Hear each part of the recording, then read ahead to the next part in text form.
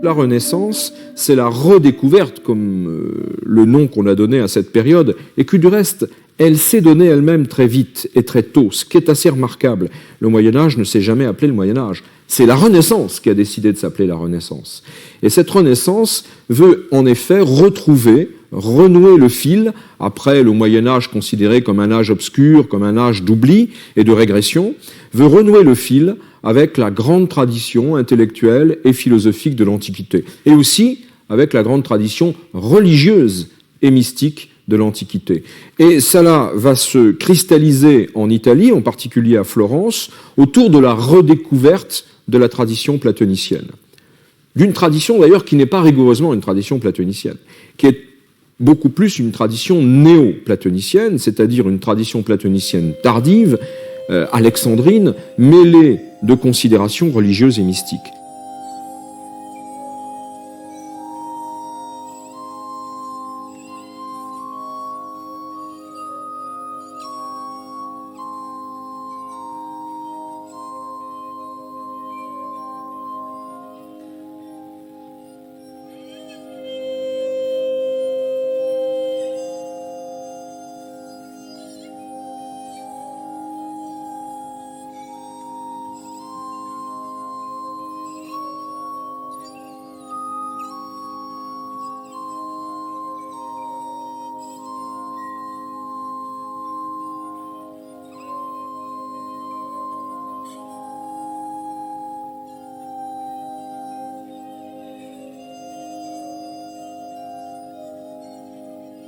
Dans cette Renaissance, on va trouver beaucoup de choses. On va trouver évidemment l'humanisme, qu'Erasme, bien entendu, va incarner dans toute l'Europe, c'est-à-dire une importance attribuée à la découverte ou à la redécouverte des lettres, mais aussi la montée en puissance d'une idée très simple, d'une idée neuve en Europe, qui est l'idée de tolérance. Mais à côté de l'humanisme, il y a aussi la magie. La magie, avec bien entendu tous les travaux qui vont être ceux de Marcille Ficin ou de Pic de la Mirandole en Italie, dont un relais incontestable peut être trouvé dans l'œuvre d'Agrippa.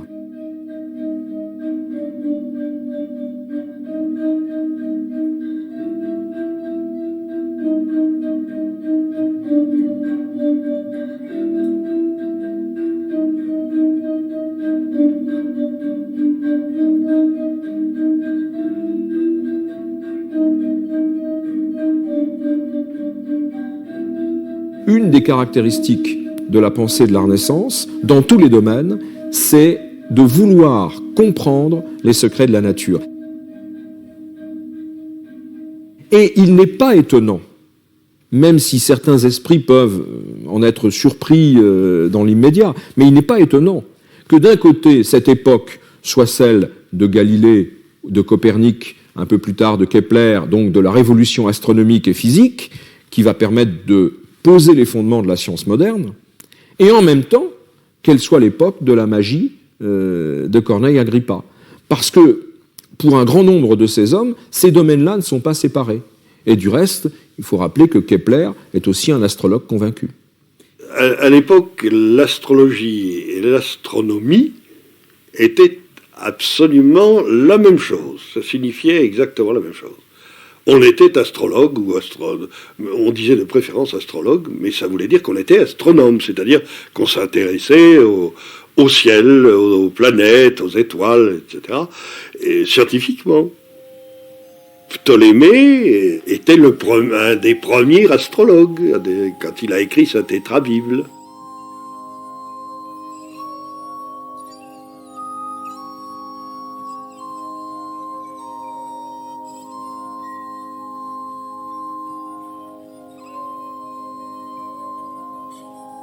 La Renaissance, c'est quelque chose d'important et de nouveau parce que toute une ancienne culture bascule à ce moment-là sur la partie occidentale chrétienne et la redécouverte, par exemple en Italie, à travers Florence et bien d'autres exemples, la redécouverte de la culture antique et de la culture alexandrine, de la philosophie d'Alexandrie, réveille évidemment des spéculations philosophiques, spirituelles, hermétistes surtout.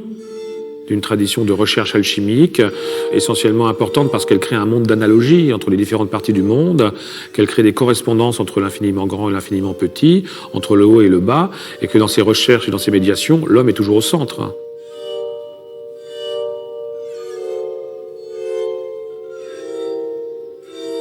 La littérature alchimique est tout à fait caractéristique de cette démarche. La question de savoir si l'alchimie n'est uniquement qu'une chimie balbutiante, n'est en quelque sorte que la préhistoire de la science chimique, ou si elle est totalement autre chose, c'est-à-dire une discipline intellectuelle et une mystique qui emprunte apparemment un vocabulaire matériel, c'est une autre question. Mais ce qui est certain, c'est que quand on lit la littérature alchimique, on s'aperçoit que le fil conducteur de cette littérature consiste à dire il y a dans la matière, et dans la matière la plus vile, dans les métaux les plus communs, il y a une force, il y a une vertu cachée que, lorsque l'on connaît l'art, on peut faire surgir.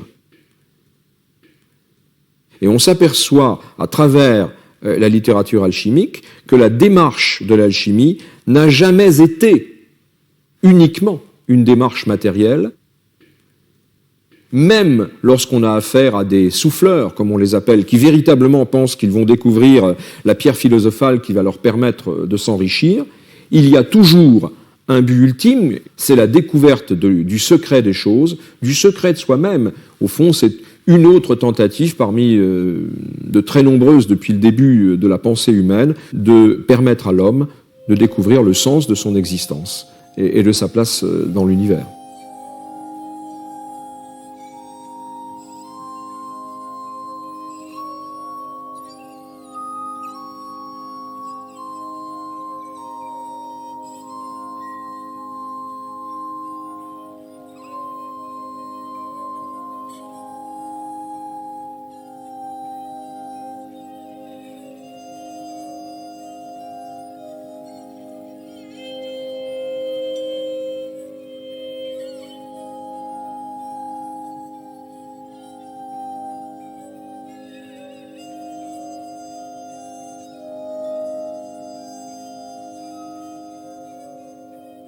À partir du moment où la grande aventure intellectuelle de la Renaissance commence, l'un des premiers relais, quand on vient d'Italie pour aller vers la France, c'est effectivement Lyon. Et c'est pour cette raison que tous les grands événements de l'histoire maçonnique, à un moment ou à un autre, auront une illustration à Lyon. On a eu des grandes premières. Le premier livre illustré imprimé au XVe siècle en France, il est imprimé à Lyon.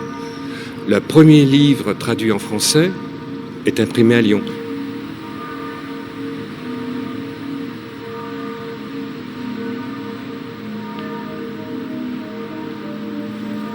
Je pense qu'au niveau des imprimeurs, oui, il y avait une espèce de confrérie avec, je pense, des rites, en tout cas des signes. Ce qui est intéressant, c'est lorsqu'on voit leur marque d'imprimeur.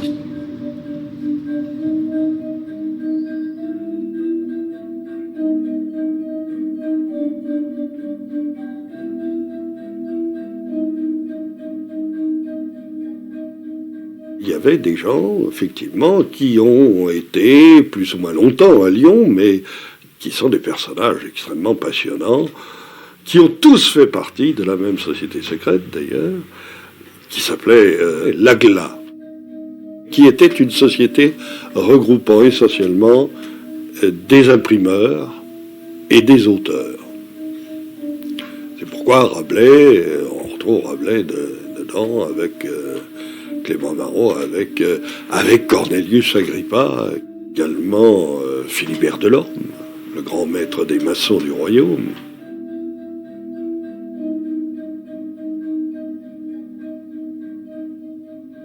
Rabelais était l'ami intime de Philibert Delorme, et il dit très explicitement dans le 3e et dans le 5e livre, je travaillerai pour les maçons, je ferai bouillir pour les maçons.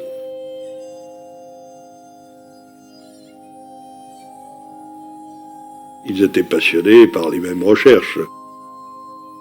recherche hermétiste, recherche kabbalistique, recherche de toutes ces sciences plus ou moins occultes qui étaient à la mode, en vogue à l'époque. Il devait se poser les grandes questions qu'on continue à se poser dans tous les milieux ésotériques, et pas seulement dans les milieux ésotériques, de qui sommes-nous, d'où venons-nous, où allons-nous, et pourquoi sommes-nous là? Alors, bien sûr, il y a aussi Nostradamus, et il y a donc l'hommage de Salon de Provence qui vient à Lyon faire imprimer ces fameuses centuries, mais qui fera imprimer toute son œuvre, c'est-à-dire à la fois les almanachs, à la fois donc les prophéties, et puis le traité des ferments et des confitures.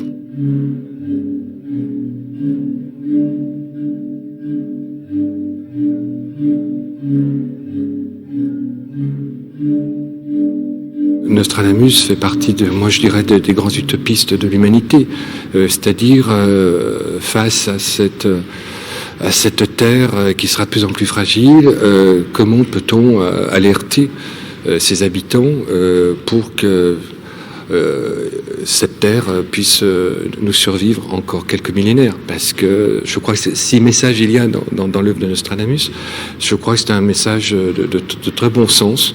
Et quand on voit la structuration des quatrains, on voit très bien que les deux premiers vers sont souvent très alarmistes, d'où l'adjectif qui colle souvent à Nostradamus comme le prophète de l'Apocalypse. Et puis après, on a les deux derniers vers du quatrain qui sont une espèce de... On se reprend et on est porteur vers quelque chose qui est plus positif. Mais tout ça, et il le dit clairement, notre avenir, nous l'avons dans nos mains. Donc, je trouve que c'est un message que les francs-maçons peuvent partager tout à fait.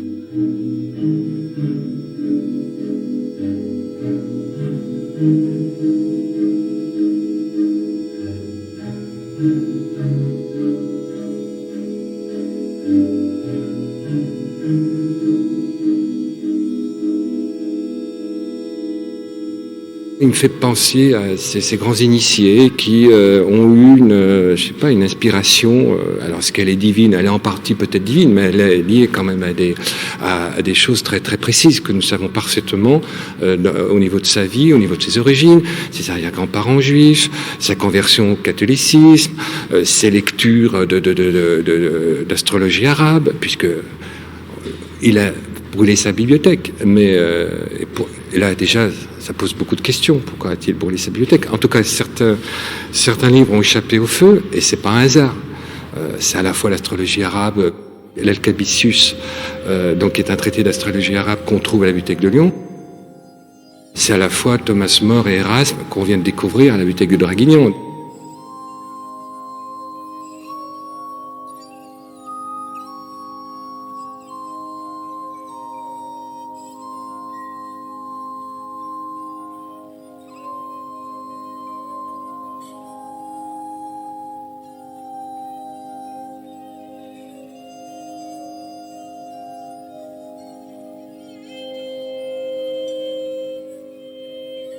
Donc c'est des textes tout à fait majeurs. C'est quelqu'un qui est tout à fait contemporain de son époque, qui est en relation évidemment avec énormément de monde. Et je crois que sa pierre philosophale, ça a été d'essayer de tenter une espèce de synthèse. Si c'était que quelqu'un uniquement sulfureux et que c'était uniquement un charlatan, il y a longtemps il aurait disparu dans les poubelles de l'histoire, comme il y en avait eu énormément à son époque. Donc lui, il a survécu, donc ça veut dire qu'il y a quelque chose en plus. Donc en termes d'initiation, moi j'inverse la question, je me dis, si message il y a, en dehors donc de cette espèce de message collectif, je pense qu'il y a un vrai message pour quelques initiés. Ça, j'en suis convaincu. Alors, ça peut paraître très surprenant pour un franc-maçon du Grand Orient de France, mais c'est ce que je ressens, parce que Je suis à la fois souffrant, cherchant et persévérant. Et c'est vrai que plus je travaille sur Nostradamus, sur son œuvre, sur sa vie, avec d'énormes rebondissements, plus je m'aperçois que les choses sont très, très, très complexes. Pour moi, Nostradamus, si je voulais faire simple, c'est l'art et la manière de gérer son temps. Et le temps, à la fois individuel et collectif.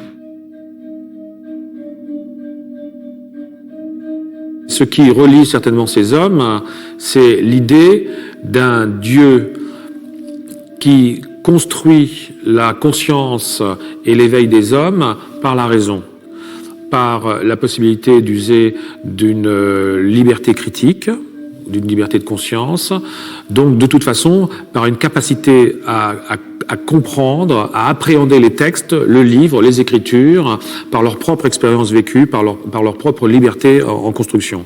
C'est certainement le point commun de tous ces hommes.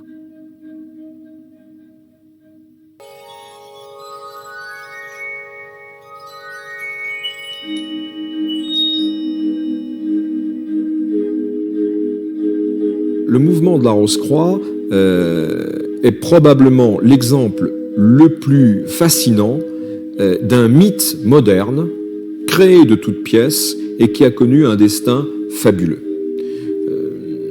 Il y a finalement quelques dizaines d'années à peine qu'on sait de façon très précise à quoi correspond ce mouvement né dans les toutes premières années du XVIIe siècle.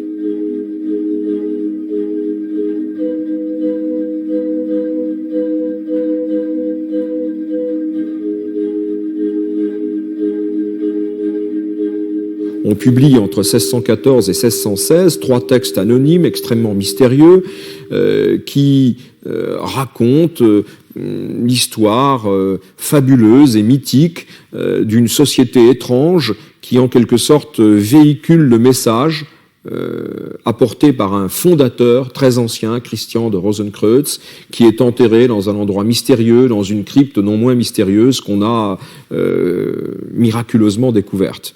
Et depuis lors, ces adeptes, ces fidèles, ces continuateurs vont à travers l'Europe, présents mais invisibles, inconnus, pour répandre un message de concorde, de paix et de réconciliation.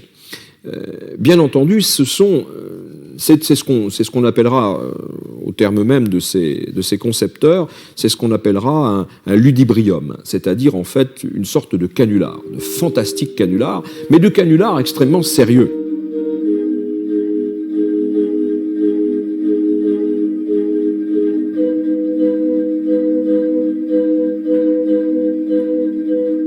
On sait aujourd'hui que le mouvement de la Rose-Croix est à l'origine né de l'initiative d'un petit cercle d'étudiants constitué à Tübingen qui n'acceptent pas que l'Europe se déchire au nom de la foi dans le Christ et qui pensent qu'il faut faire naître une nouvelle république chrétienne qui sera étendue à l'Europe entière et qui enfin appliquera les vrais principes de la charité évangélique. Seulement, il est très difficile d'énoncer de tels principes à haute voix et à visage découvert. Alors on le fait d'une manière allusive, sur un mode fabuleux, légendaire, pour retenir en quelque sorte l'attention du public, et naturellement sous couvert du plus strict anonymat. Alors, très rapidement, ces manifestes qui étaient en quelque sorte des bouteilles jetées à la mer vont être repris, et c'est ça qui est extraordinaire. Un très grand nombre d'intellectuels un peu partout en Europe, et notamment en Angleterre, on peut citer le nom de Flood, de Robert Flood, mais en France, l'incontournable Descartes sera très intéressé et cherchera absolument à rentrer en contact avec ces Rose-Croix en disant « j'adhère à votre projet ». Alors, ce qui est extraordinaire, c'est qu'évidemment, tous ces hommes, ces grands intellectuels européens, ne parviennent pas à nouer le contact avec la Rose-Croix, et pour cause. Seulement, les choses auraient pu s'arrêter là. Elles ne se sont pas arrêtées là. Et c'est ça qui est tout à fait étonnant. Le fait que ce canular sérieux rencontre un véritable écho dans ces milieux fait qu'un mythe nouveau, auto-entretenu, va se créer.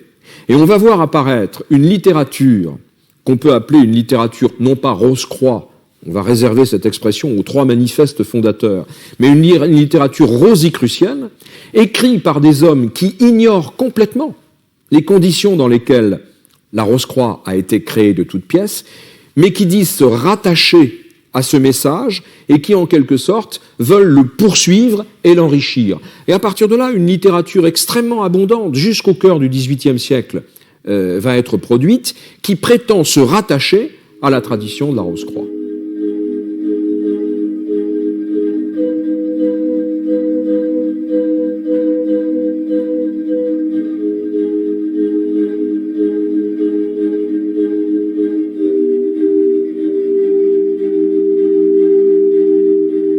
Au fond, quel est le message fondamental de cette tradition rosicrucienne? C'est la volonté de réaliser l'union des esprits et des cœurs dans une nouvelle république chrétienne fondée sur l'amour et la tolérance, et qui englobe toute l'Europe.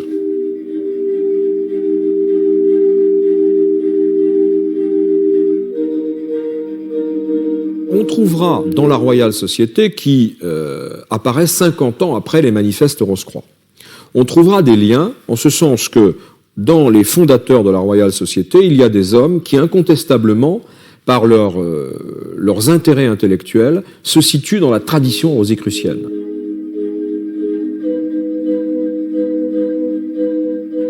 Il existe des liens très étroits entre la première Royal Society et la première franc-maçonnerie anglaise. Et c'est peut-être par ce canal qu'une certaine tradition rosicrucienne, qui n'est pas une tradition magique ou une tradition mystique, mais qui est fondamentalement une tradition intellectuelle et spirituelle, c'est peut-être par ce biais qu'une certaine tradition rosicrucienne pourra être transmise à la première maçonnerie anglaise ou écossaise.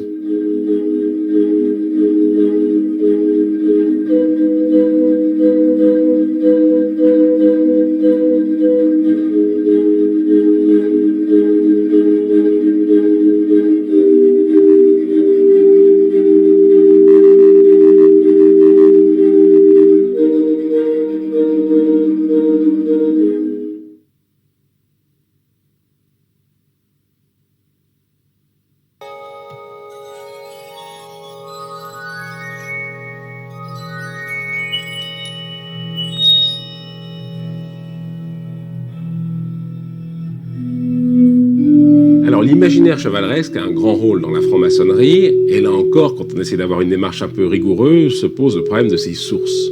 Est-ce que des ordres de chevalerie se sont transformés en franc-maçonnerie?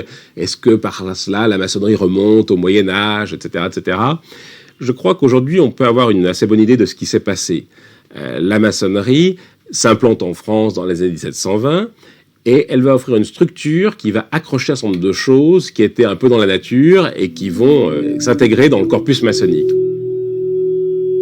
Ça n'est évidemment plus la chevalerie médiévale. Il y a bien longtemps que les chevaliers errants défendant la veuve et l'orphelin ont disparu. Pour l'essentiel, la chevalerie est devenue, à cette époque, une manière de récompenser un certain nombre de personnes.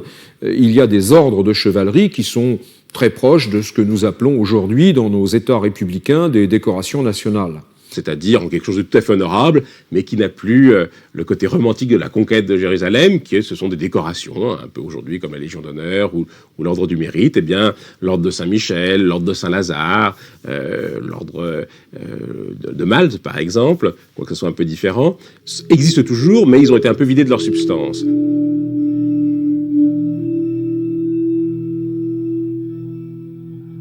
Et ce qui va se passer, c'est qu'à partir du début du XVIIe siècle, on note un grand intérêt pour la chevalerie, et là, pour le coup, pour sa substance, c'est-à-dire pour cette sorte de quête qu'on attribuait aux chevaliers.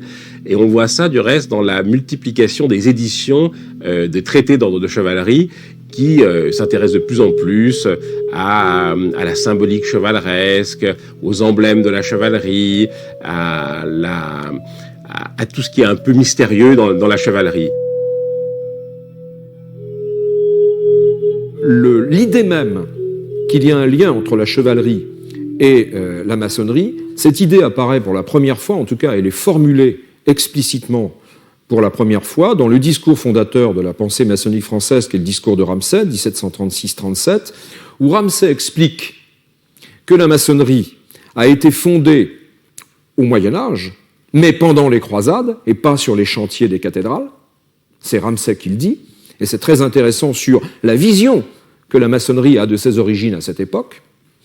Et surtout, Ramsay dit que la maçonnerie a été fondée au moment des croisades par des chevaliers qui devaient à la fois combattre les infidèles et construire, parce qu'évidemment ils édifiaient des châteaux, ils édifiaient des demeures, des forteresses, de telle sorte qu'ils avaient, et c'est une image très forte qui restera dans le légendaire maçonnique, l'épée d'une main et la truelle de l'autre.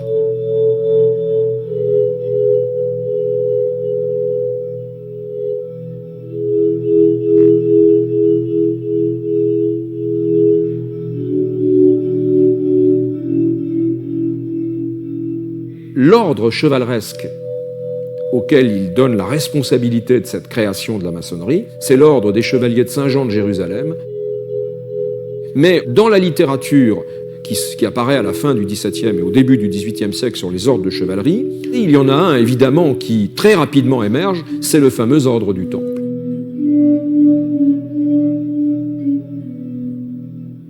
Ordre du Temple, parce qu'à la différence de tous les autres, il a très mal terminé, parce qu'au début du XIVe siècle, il a été abattu sous les coups conjugués du trône et de l'autel du roi de France et du pape, et que, très curieusement du reste, au cours du XVIe siècle, on en trouve des traces dans Corneille Agrippa. L'idée se répand qu'il y aurait eu un enseignement secret au sein de l'ordre du Temple.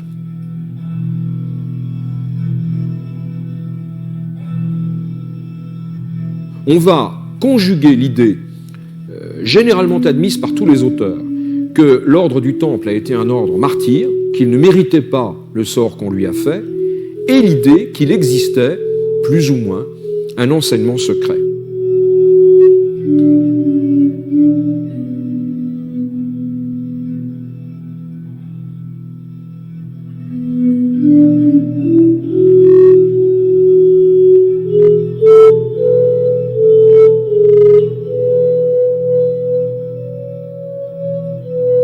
C'est sous cette forme que l'ordre du Temple, bien plus tard, au tournant des années 1750, va faire irruption dans le légendaire maçonnique et qu'on va voir apparaître des grades maçonnico-templiers.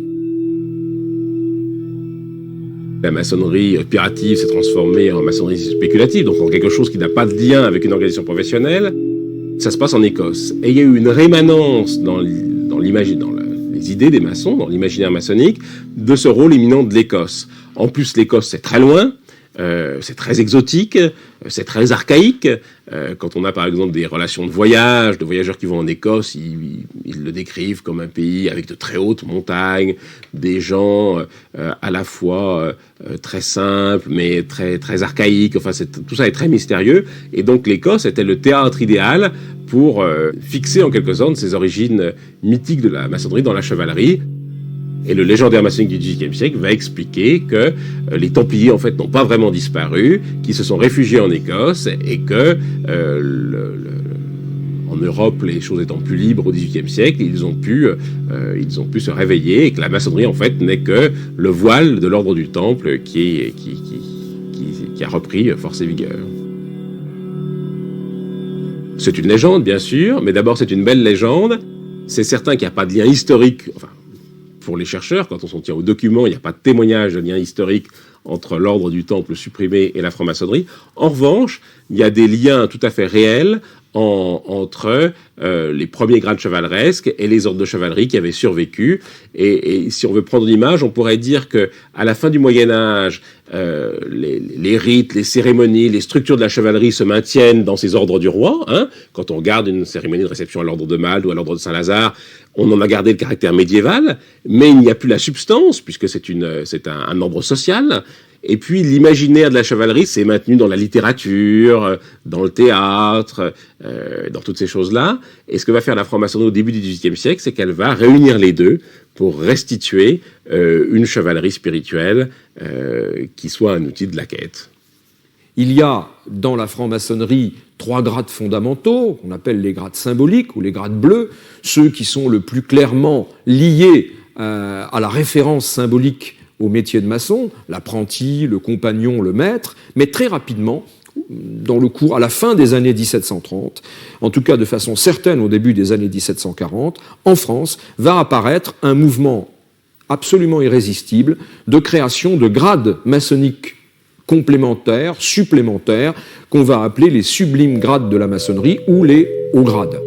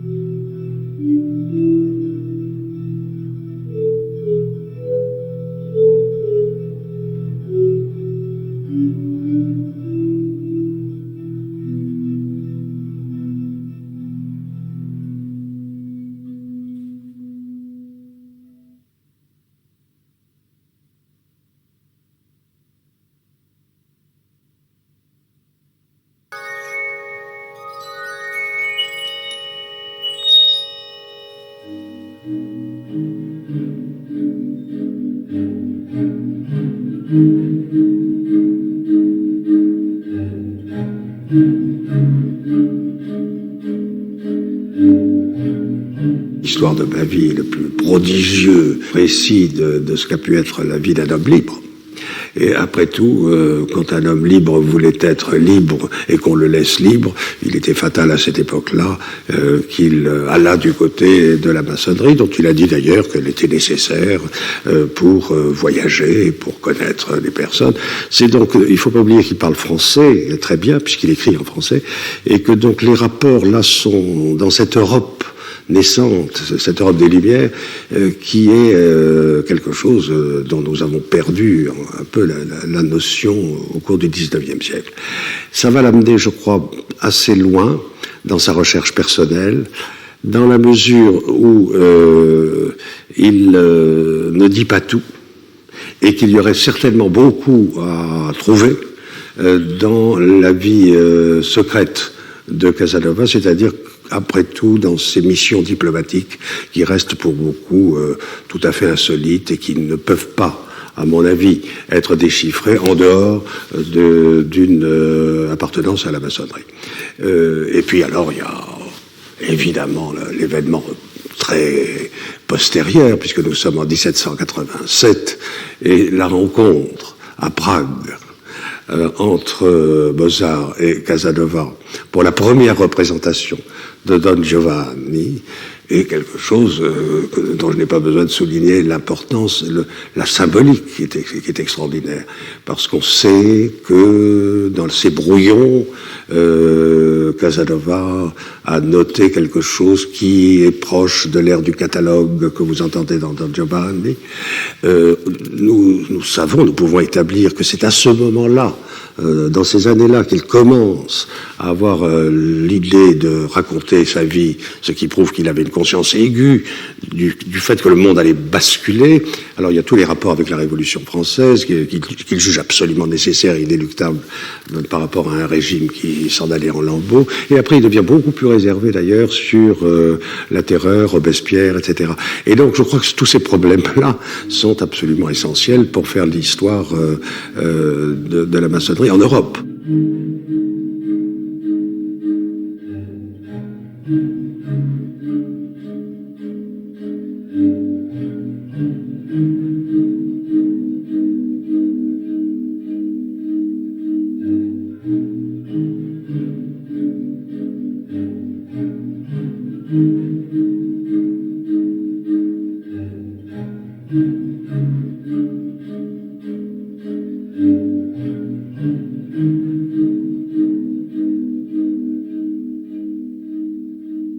Casanova sait que cette recherche électrique d'esprit qui se passe partout, par l'occultisme notamment, par des simulacres d'alchimie, que tout ça c'est une crédulité qui cherche à en remplacer une autre, il l'utilise, et à mon avis avec une grande lucidité il raconte ses expériences.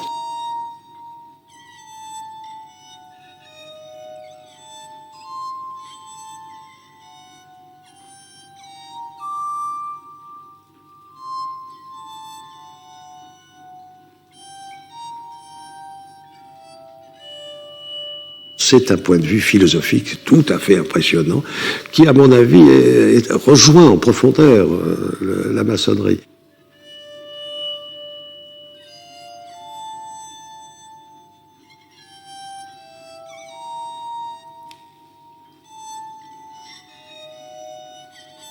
Il pourra dire qu'il fallait être maçon à cette époque parce que ça facilitait les rencontres, les contacts, etc. C'est certainement vrai.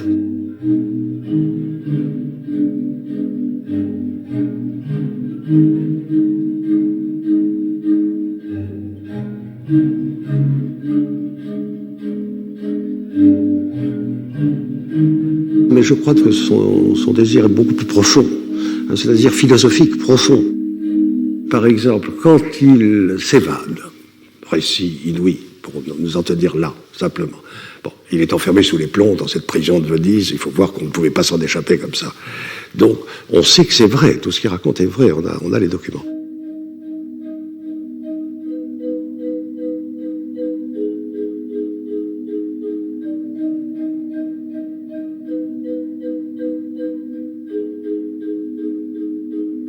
Quand il raconte ses acrobaties, la façon dont il frôle sur les toits, le vide, cette façon extraordinairement risquée qu'est son évasion la nuit, il dit que la prière l'aide, que au fond c'est...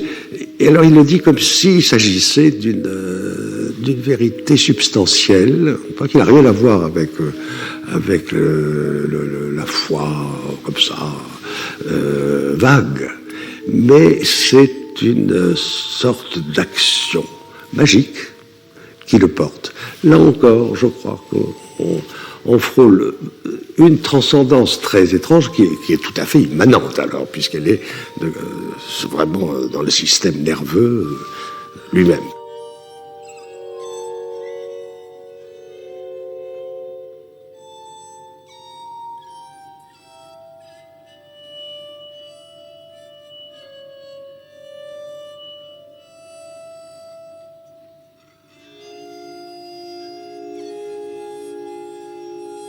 Ce qui est impressionnant dans le cas de Casanova, et là encore on pourrait avoir quelque chose qui touche à la maçonnerie, c'est son extraordinaire mémoire.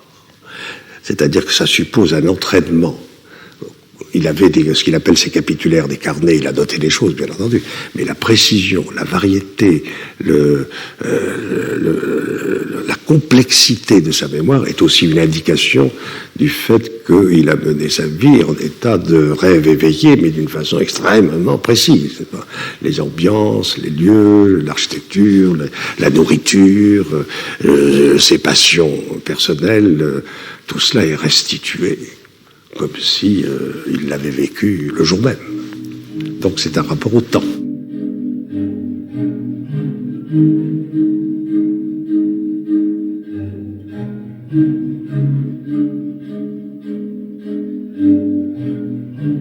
Avec une certaine forme de géométrie personnelle qui est toujours liée aux rencontres, au hasard, à ce qu'on appelait, ce qu'elle va remplacer, à la providence, si on veut.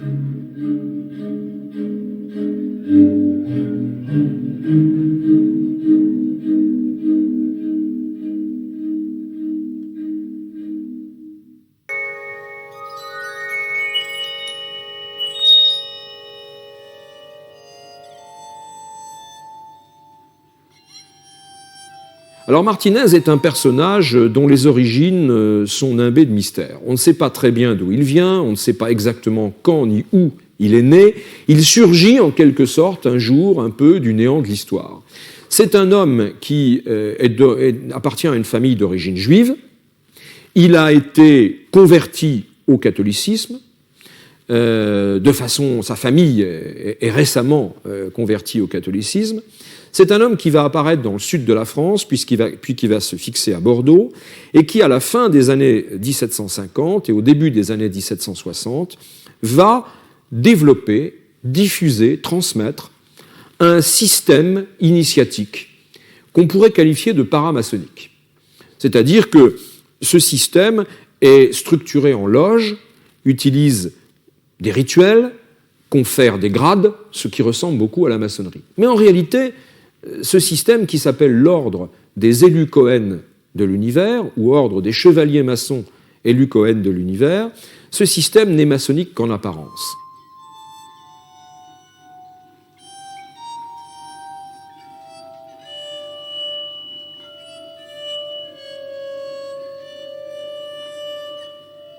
L'objectif de l'ordre est d'une nature profondément différente, puisqu'il s'agit de théurgie. La théurgie, c'est une forme de magie cérémonielle qui consiste, à l'aide de rituels extrêmement élaborés, à établir un lien direct, immédiat, avec des entités spirituelles qui vont se manifester et qui, en se manifestant, témoignent qu'elles sont décidées à vous aider pour vous élever, en quelque sorte, vers le ciel. Et tout ceci repose évidemment sur une doctrine. Et c'est ça qui est très important. La maçonnerie n'a pas de doctrine. Ça ne veut pas dire qu'elle n'a pas de principe. Mais en tout cas, elle n'a pas d'enseignement doctrinal. En revanche, le système que développe et que transmet Martinez de Pasquali, lui, a véritablement une doctrine. Cette doctrine sera exprimée tardivement dans un ouvrage que, du reste, il ne pourra jamais achever, et qui s'appelle le Traité de la réintégration.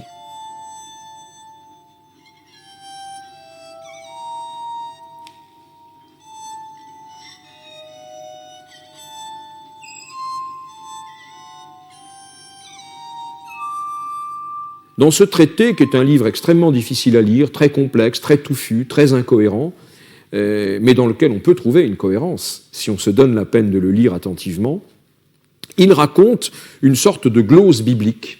C'est une histoire parallèle qui suit en quelque sorte le récit de l'Ancien Testament, mais qui livre des clés pour le comprendre. La perspective ouverte par la doctrine des élus Cohen est une perspective réellement fascinante. C'est au fond une cosmogonie nouvelle, une anthropogonie aussi. On décrit les conditions dans lesquelles l'être humain a été créé, les raisons pour lesquelles il a été créé. Schématiquement, ce que dit le traité de la réintégration, c'est que l'homme est un être spirituel d'une très grande élévation, très élevé dans la hiérarchie des êtres, mais qui un jour a chuté. Martinez utilise beaucoup un vocabulaire un peu complexe qui lui est propre. Il dit que ce mineur spirituel a prévariqué et qu'à cause de cela, il a été enfermé dans la condition humaine. Et tout le travail qui est celui de l'homme, c'est d'œuvrer à ce que Martinez de Pasquali appelle sa réconciliation. En quelque sorte, retrouver le contact qu'il a perdu avec son Créateur et, dans un premier temps, avec les esprits que ce Créateur lui envoie. Mais l'objectif final que désigne Martinez va encore beaucoup plus loin. Car lorsque tous les hommes auront accompli la réconciliation, c'est l'univers entier qui pourra accomplir ce qu'il appelle sa réintégration. Et à ce moment-là, toute la création reviendra en quelque sorte dans le sein de Dieu. Alors, l'ordre des élus Cohen propose évidemment à ses adeptes un certain nombre de rituels théurgiques qu'on appelle des opérations et qui sont au fond des rituels magiques.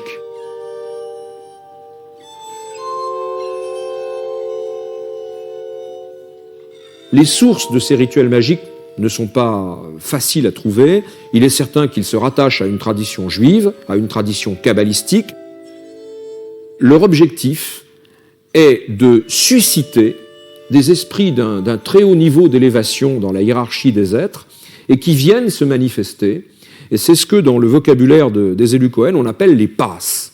Il doit donc passer des signes visibles, des signes audibles, Et il existe même dans la littérature de l'ordre une sorte de cahier qui permet d'identifier de façon très précise l'esprit qui s'est manifesté.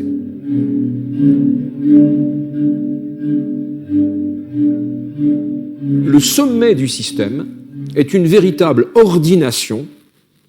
Ce grade suprême s'appelle le grade de Ré-Haut-Croix. Et lors du grade de Ré-Haut-Croix, on atteint en quelque sorte, on pourrait dire, la frontière de la réconciliation, qui est l'objectif spirituel de l'ordre des élus Cohen.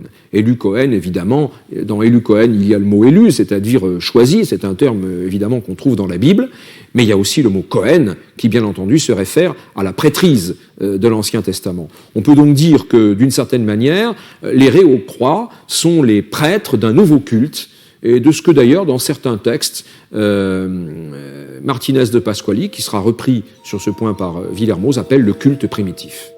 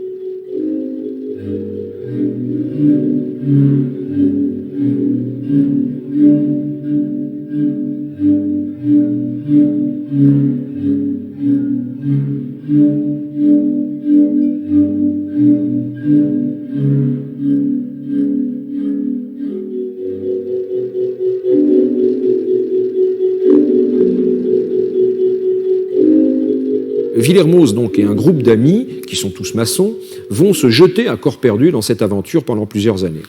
Le problème, c'est que leur maître n'est pas un maître facile. C'est un homme qui vit d'expédients, qui n'a jamais d'argent, qui en demande beaucoup à ses disciples, ce qui est tout de même assez suspect. Quand on lit l'abondante correspondance qu'il échange avec Villermoz, on se demande parfois si on a affaire à un authentique maître spirituel ou à un authentique charlatan. Et peut-être, après tout, que Martinez de Pasquali est, selon les moments et selon les lieux, un peu l'un et un peu l'autre.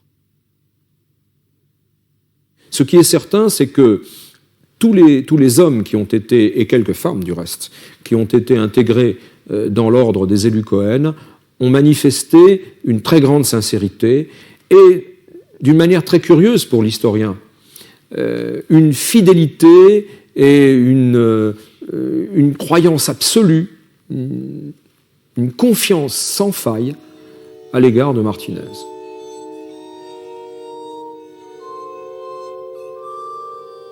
En 1772, donc Villermoz l'a rencontré en 68, ça ne fait donc que 4 années, en 1772, Martinez quitte la Seine, car il doit se rendre à Saint-Domingue, où il doit aller réaliser un héritage, ce qui est très important compte tenu des difficultés matérielles dans lesquelles il s'est débattu tout au long de sa vie.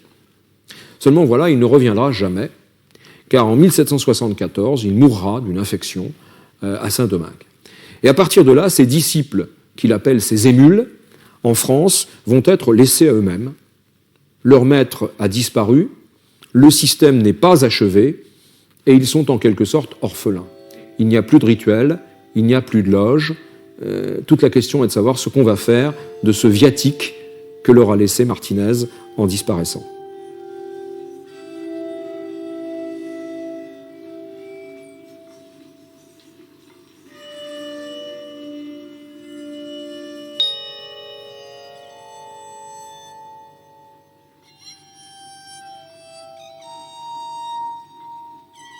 Martinez de Pasqually, c'était un homme qui avait un charisme extraordinaire. Deux fameux émules, Louis-Claude de Saint-Martin et Jean-Baptiste Villermoz, dans une correspondance qu'ils échangent, se disent encore qu'ils se reconnaissent comme Cohen, alors que leur maître a disparu depuis près d'une trentaine d'années. Louis-Claude de Saint-Martin est un être extrêmement attachant, un être fragile, un mystique perdu dans le monde, et qui, tout au long de sa vie, va être animé par une soif ardente de découvrir une vérité spirituelle au fond de lui-même, une vérité intime, je dirais une vérité douce et simple.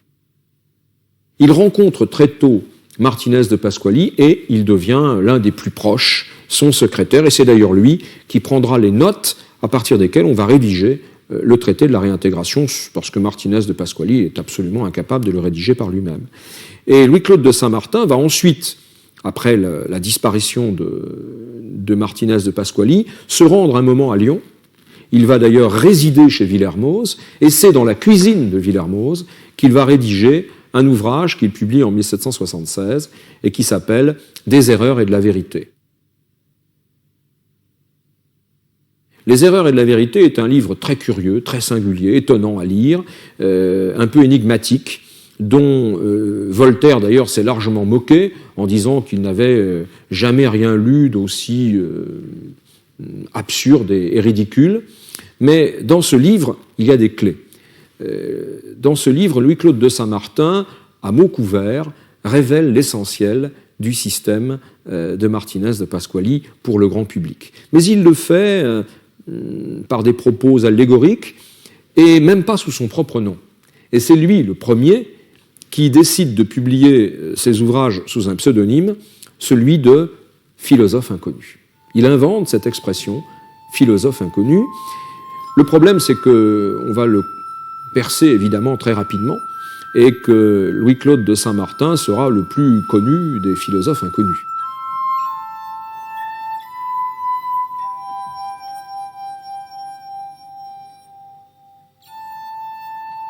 Il écrira d'autres livres dans la même veine, et très rapidement, après la mort de Martinez, il va se retirer de toute organisation active, comme il dit. C'est-à-dire que Louis-Claude de Saint-Martin va renoncer à la voie théurgique, à la voie maçonnique, en un mot, à la voie rituelle.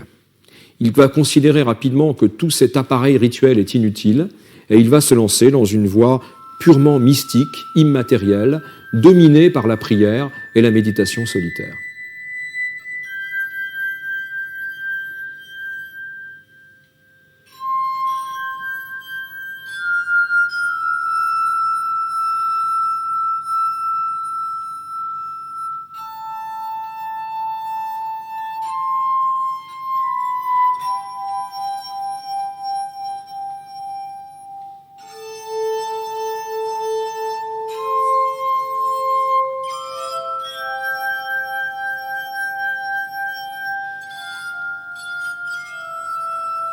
Joseph de Maistre est aussi impliqué dans tout ce courant de pensée, et sa présence peut paraître surprenante.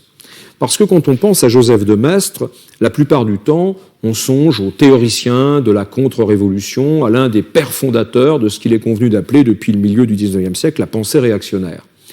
Mais en réalité, il y a eu deux vies chez Joseph de Maistre. Une vie d'avant la Révolution et une vie d'après la Révolution. Et avant la Révolution, Joseph de Maistre a été un maçon extrêmement actif.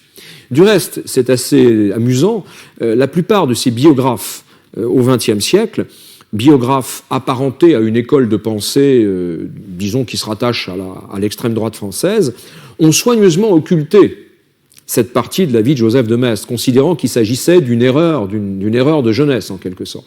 Ça n'a jamais été le sentiment de Joseph de Maistre. Il a été un maçon actif à Chambéry, et il a été intégré dans la maçonnerie que Villermoz a finalement constituée après la disparition de Martinez, le régime écossais rectifié, et il a été admis dans les classes suprêmes de ce régime écossais rectifié, de cette maçonnerie illuministe et mystique, comme on a pu la qualifier.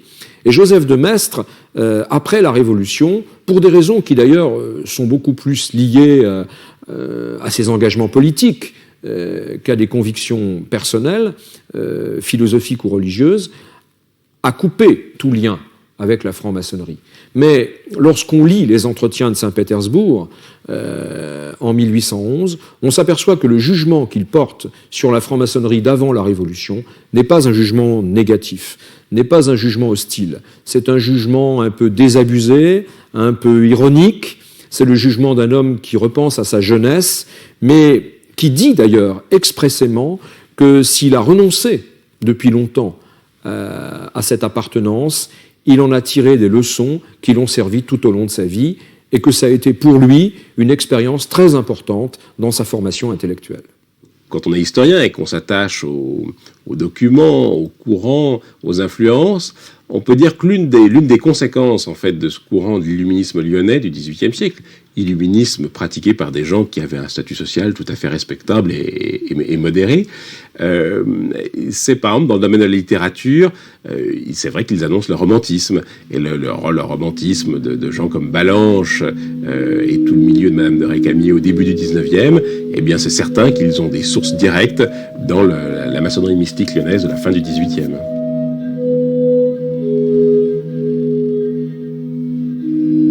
En général, on dit qu'au XIXe siècle, la maçonnerie se détache de sa dimension initiatique, de sa quête spirituelle. En fait, on s'aperçoit qu'un courant qui devient certes minoritaire, mais non négligeable, maintient ses intérêts de nature spirituelle.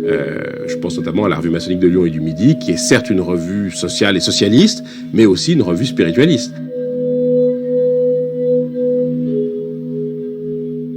Alors, un peu plus tard, la franc-maçonnerie, après la grande époque positiviste, va redécouvrir ses sources symboliques et spirituelles, et Lyon va, une fois de plus, être un des lieux principaux de cette redécouverte, dans les années 1880, avec le développement d'un ordre un peu pittoresque, mais avec beaucoup de dimensions intéressantes, qu'est l'ordre martiniste, qui se présente comme une vraie maçonnerie. Alors les gens qui ne partagent pas son point de vue diront comme une paramaçonnerie. En tout cas, il y a des formes maçonniques.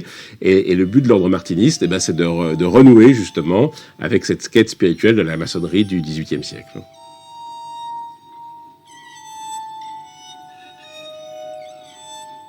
Il faut évidemment ici évoquer un autre personnage très curieux, très étonnant, qui est Maître Philippe de Lyon, qui est une sorte de mystique, magnétiseur surtout, lui aussi et avant tout, et qui sera le maître spirituel d'un autre personnage parisien, cette fois. C'est le docteur Gérard Ancos, connu sous son nom mystique de Papus, qui va être le fondateur de l'occultisme de la fin du XIXe siècle. Et Papus, qui va reconnaître Maître Philippe à Lyon comme son maître spirituel, va travailler à la bibliothèque de Lyon, va découvrir les archives de Villermoz qui étaient déposées à la bibliothèque de Lyon, et il va découvrir aussi, bien entendu, les archives des élus Cohen. Et en récupérant une copie de ces archives, très curieusement, il va considérer qu'il est l'héritier spirituel de ce mouvement, de Martinez de Pasquali, de Louis-Claude de Saint-Martin, de Jean-Baptiste Villermoz. Et c'est sur cet héritage, qui n'est en fait que l'héritage d'une copie d'archives, que Papus va fonder l'ordre martiniste.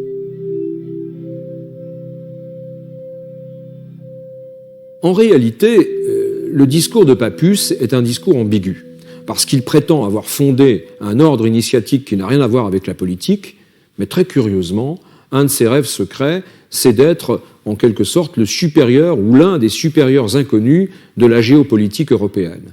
Et c'est ainsi que, bénéficiant de la folie mystique des derniers souverains russes, de Nicolas II et de la tsarine, il va entraîner, à la suite de contacts épistolaires qu'il a eus avec l'entourage du tsar, il va entraîner Maître Philippe jusqu'à la cour de Russie, où ils vont être reçus, séjourner pas mal de temps, jusqu'au jour où, dans cet entourage extrêmement délétère qui est celui de Nicolas II à l'époque, il va être victime d'une cabale et il va devoir rentrer en France. Et peu après son retour en France, un nouveau personnage fera son apparition dans l'entourage de Nicolas II, c'est Raspoutine. Maître Philippe a été, en quelque sorte, le prédécesseur de Raspoutine. Et lorsque Papus racontera toute cette aventure. Il soulignera le rôle positif qu'il a pu jouer pour maintenir ce qui, nous sommes dans les années 1905, ce qui à l'époque apparaît comme un impératif absolu de la paix en Europe, c'est l'axe Paris-Moscou, c'est la fameuse amitié franco-russe. Alors que Papus ait voulu fonder un ordre purement initiatique et mystique et détaché des réalités politiques, on peut peut-être en douter. Et puis, ensuite, on va voir les personnalités de Jean Bricot, de Constant Chevillon, qui vont maintenir une maçonnerie, enfin maintenir et développer du reste, une maçonnerie très spiritualiste dont Lyon sera la capitale, autour de l'ordre martiniste et du rite de Memphis Misraïm.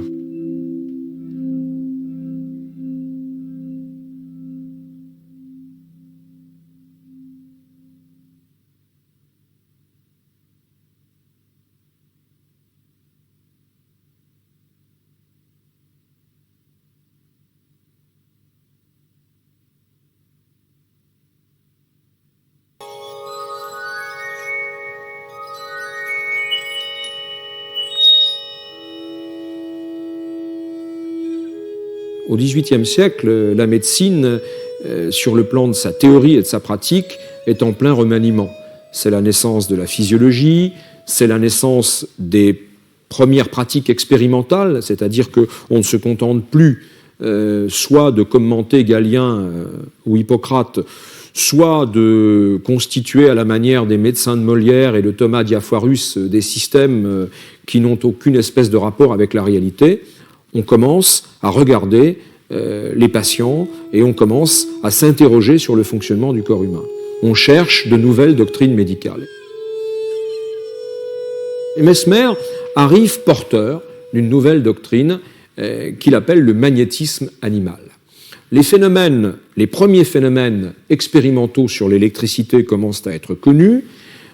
On a aussi des notions nouvelles et une interprétation nouvelle du phénomène du magnétisme minéral. Et Mesmer considère qu'au fond, ces phénomènes matériels ont une portée beaucoup plus universelle. Certes, des aimants peuvent attirer des métaux en vertu d'une force, d'un fluide impalpable qui existe et qu'on va appeler le magnétisme minéral, mais, dit-il, ce n'est que la manifestation d'un fluide tout à fait universel qui existe également chez les êtres vivants, et chez ces êtres vivants, ce fluide, c'est le magnétisme animal.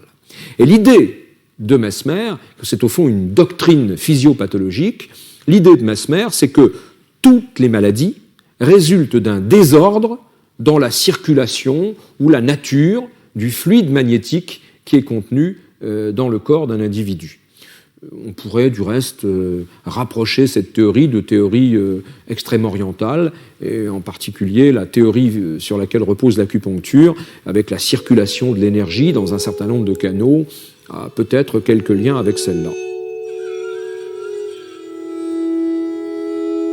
Alors il a l'idée d'appliquer les recettes du magnétisme minéral. Lorsqu'on prend de la limaille de fer et qu'on l'immerge dans un peu d'eau, on arrive à constituer un milieu qui génère un magnétisme minéral. Mais dit-il, si je mets beaucoup de limaille dans un grand baquet, je vais constituer une immense réserve de fluide magnétique. Et ce fluide magnétique, je vais pouvoir l'utiliser comme une source d'énergie pour rétablir les désordres physiopathologiques que j'observe chez les patients.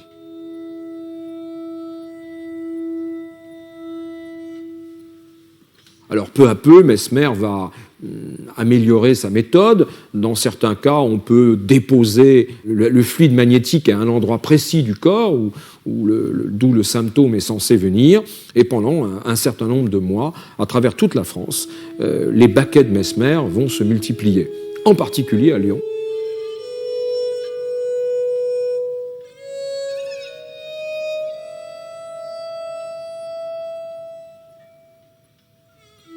Et vous imaginez bien les relations, peut-être étranges, mais en tout cas les relations que des membres des élus Cohen peuvent faire entre leurs opérations théurgiques et ce que Mesmer obtient grâce à son baquet. Il y a là une rencontre tout à fait étonnante, improbable, entre une théorie médicale, une thérapeutique nouvelle, d'une part, que Mesmer ne considère pas comme quelque chose de mystique, mais comme quelque chose de tout à fait naturel, et puis un milieu un milieu intellectuel et mystique qui est celui, en particulier, des maçons lyonnais.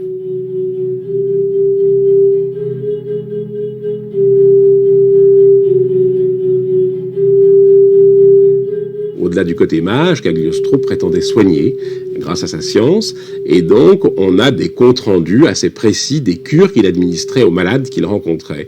Et il y a quelques années, une historienne, Geneviève d'Albion, a comparé les recettes que proposait Cagliostro, qui étaient à base d'herbes, on dirait aujourd'hui de phytothérapie, aux recettes classiques de la médecine de l'époque, qui étaient, comme vous l'imaginez, à base de saignées et d'autres choses aussi désagréables et aussi peu efficaces.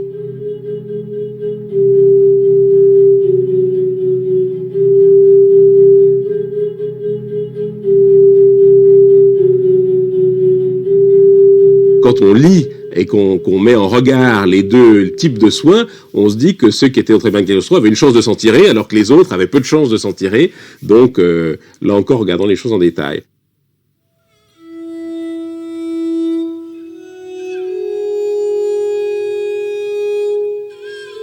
À Lyon, ils fondent une loge qui s'appelle La Sagesse Triomphante, et du reste, ce qu'on sait aujourd'hui des rituels de Cagliostro, c'est le témoignage, et c'est les rituels de La Sagesse Triomphante.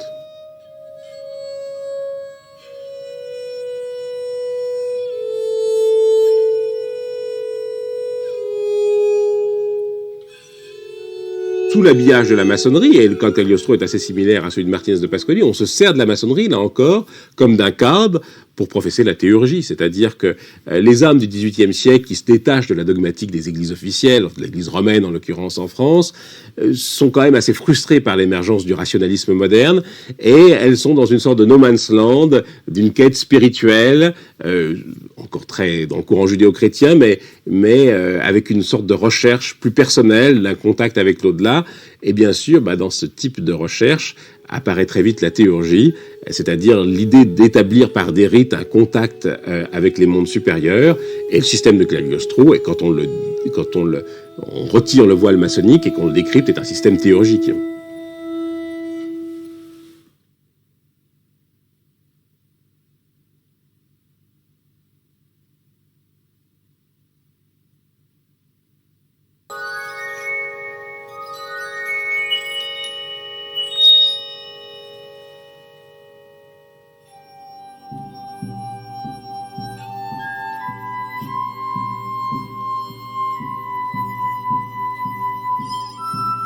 Dans le cas du XIXe siècle, la Révolution, l'Empire, puis la Restauration sont des périodes de profonde mutation des sociétés et de la franc-maçonnerie.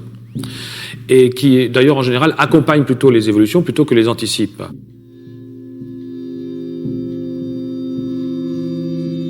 La maçonnerie recrute de plus en plus dans la petite bourgeoisie et dans le monde de l'artisanat et des ouvriers, notamment les compagnons.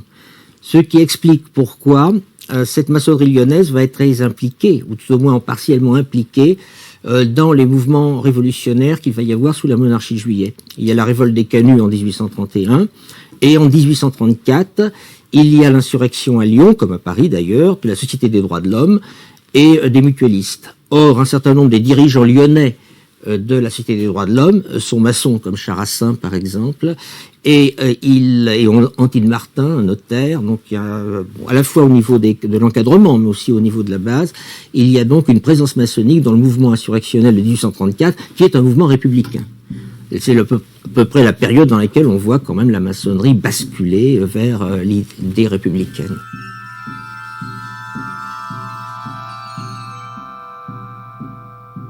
C'est ce milieu républicain maçon qui anime la presse et qui anime également sur Lyon toute une série de mouvements philanthropiques. Par exemple, la Société pour l'instruction élémentaire. Ensuite, il y aura un patronage pour les enfants pauvres de la ville de Lyon.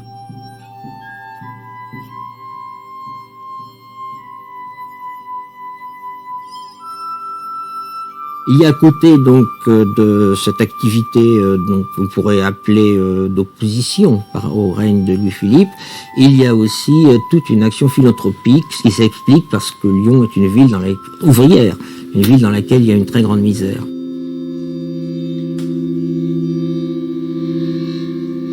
Qu'est-ce qu'on a créé? On a créé de l'entraide. Dans les loges, on a retrouvé les sociétés d'entraide.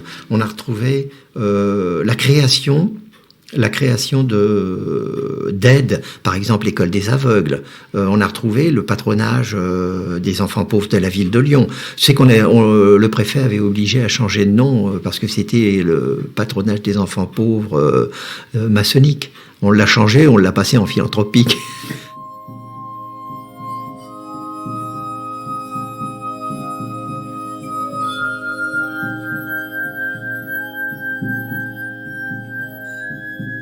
Ça a été une création de solidarité pratiquement, mais avec tout ce qui a pu rentrer dedans. Il y a les Saint-Simoniens qui sont venus avec leur côté christique. Il y a eu les fourriéristes.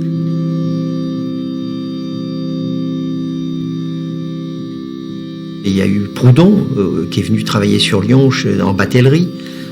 Il y a eu tous ces gens qui ont apporté énormément d'idées, mais basées sur l'homme et l'entraide.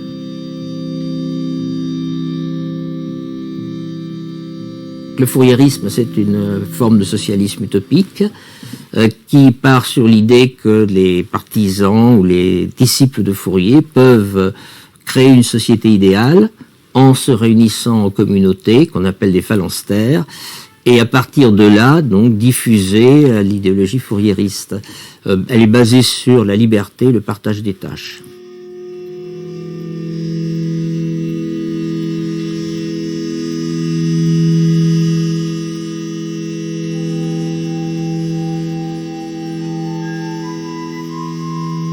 Il y a émergence d'un socialisme romantique, il y a émergence d'une période qui est d'ailleurs aussi une période de christianisme évangélique, de remise en cause philosophique, d'évolution vers le positivisme, qui est progressive, et des hommes sont témoins, sont des jalons de mutations qui sont en cours à cette époque-là. C'était le socialisme saint-simonien, c'est ça ce que j'appelle évangélique, moi, avec un côté christique, quoi. Ils n'avaient pas abandonné. D'ailleurs, dans toutes les loges, il y avait encore la référence Dieu.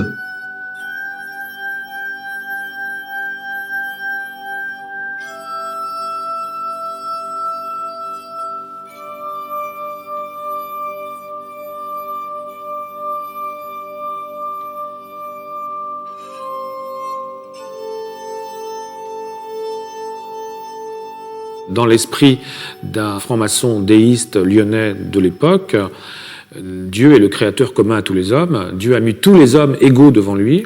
Il y a création, il y a créature, donc il y a un créateur. Mais dans son esprit, les ennuis commencent à partir du moment où on veut donner un nom à ce créateur. À partir du moment où on lui donne une église, où on lui donne une parole révélée. La grande majorité des francs-maçons sont croyants, jusque dans les années 1860-1865. Bon, ils ne se réclament pas tous de la religion du livre, mais ils sont au moins déistes, comme pouvaient l'être Voltaire ou Robespierre. Et Proudhon donc définit le grand architecte de l'univers, qui était en sorte le dieu des francs-maçons, comme une sorte de principe, puisqu'il avait été initié à la loge de Besançon en 1847, et où il avait lancé une proclamation antithéiste, ce qui était tout à fait détonnant pour l'époque, puisqu'il avait répondu à la question « Quels sont les devoirs de l'homme envers Dieu ?», il avait répondu « La guerre ». Et pourtant, il a été initié par la loge, ce qui prouve que les francs-maçons de ce temps avaient un esprit extrêmement libéral. Au nom de valeurs comme la liberté, l'égalité, la fraternité, mais dans le registre maçonnique, pas dans le registre politique, les loges vont apparaître comme le conservatoire presque inconscient des idéaux de 89.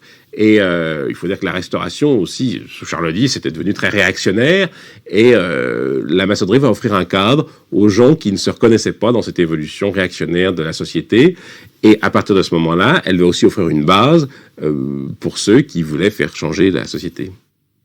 Les loges étaient certainement des écoles, des passages pour les gens qui allaient dans la vie sociale s'engager.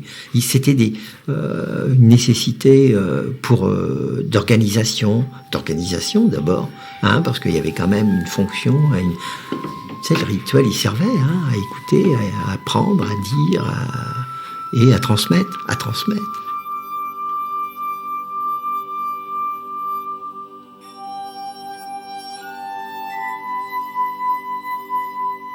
Il faut attendre 1848 pour voir les choses changer avec l'avènement de la République et avec les élections qui font arriver à la députation, on disait représentants du peuple à l'époque, un certain nombre de maçons lyonnais, comme Chanet, comme Jean-Louis Grépeau, qui était un canut.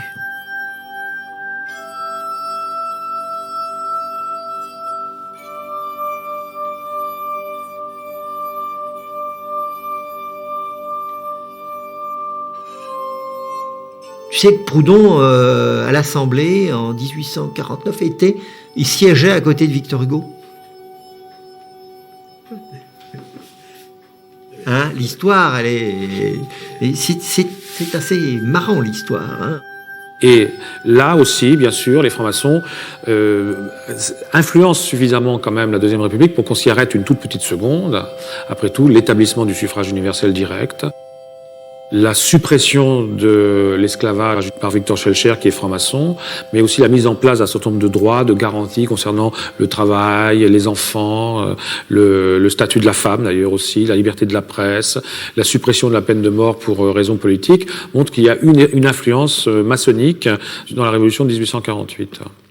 Et alors ensuite, évidemment, l'évolution du régime, c'est Napoléon III, c'est ce qui va devenir Napoléon III le 2 décembre 1851, et il y aura beaucoup de francs-maçons qui ne suivront pas à ce moment-là cette évolution autoritaire du régime, alors que d'autres, évidemment, s'y soumettront, mais cette fois-ci beaucoup plus forcés et contraints qu'ils ne l'avaient fait avec Napoléon Ier. Le coup d'État du 2 décembre 1851 amène beaucoup de maçons à quitter la France. Beaucoup sont en Angleterre, par exemple, la loge de Philadelphie est connue pour cela, mais aussi en Belgique et dans d'autres pays. À Lyon, il y a des loges qui sont étroitement surveillées par le pouvoir, parce que ce pouvoir craint que derrière la loge maçonnique se crée une société secrète, républicaine évidemment, et donc dangereuse.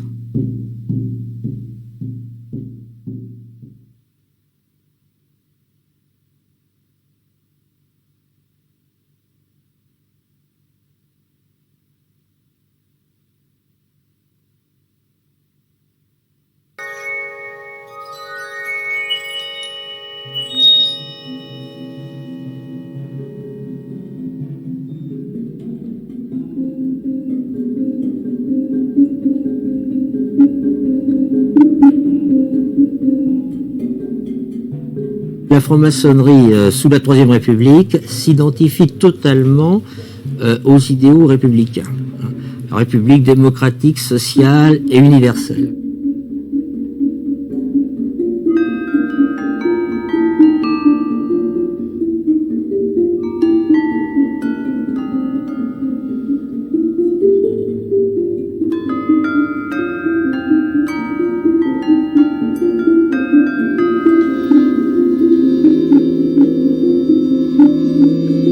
La maçonnerie française en général, et donc lyonnaise en particulier, est d'abord marquée par le combat pour la laïcité, et donc la forme que prend ce combat sous la Troisième République, c'est l'anticléricalisme. Ceci jusqu'à la loi de séparation des églises et de l'État.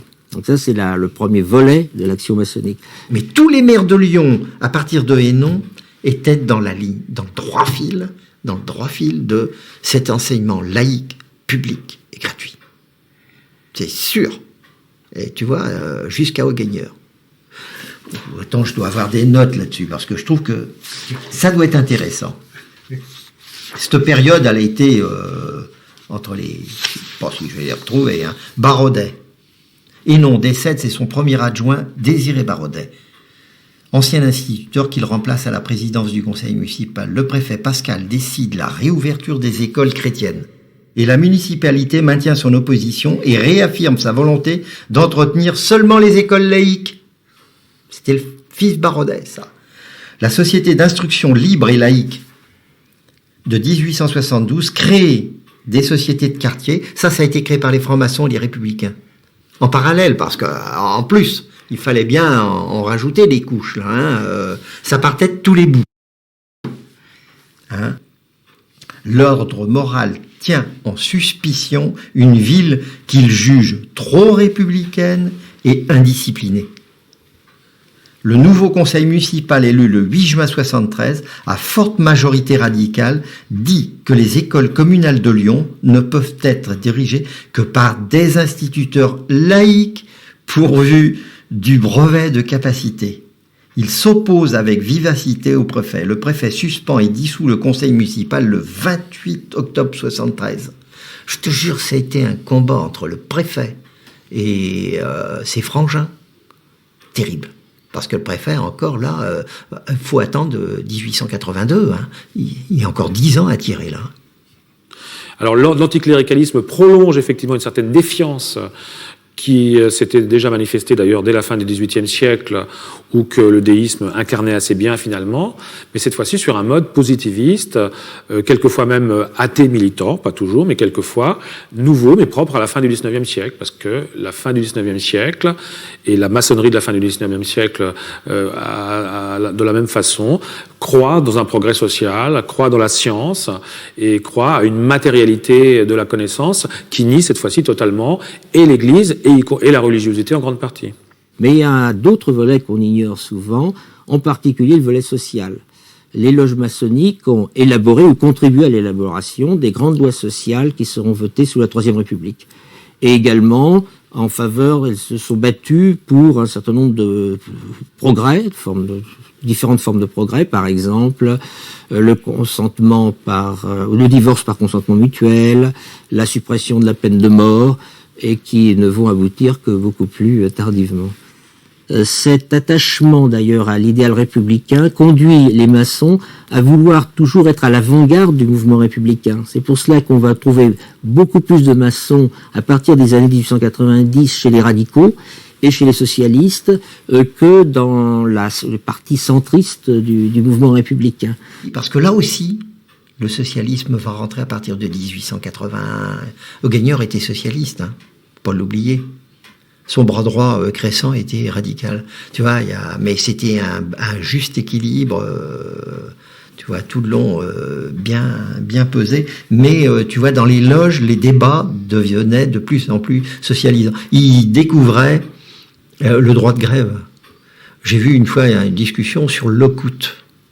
Je ne connaissais pas ce que c'était. Et j'ai lu un débat assez extraordinaire où certains défendaient le lockout et d'autres disaient que non, c'était complètement...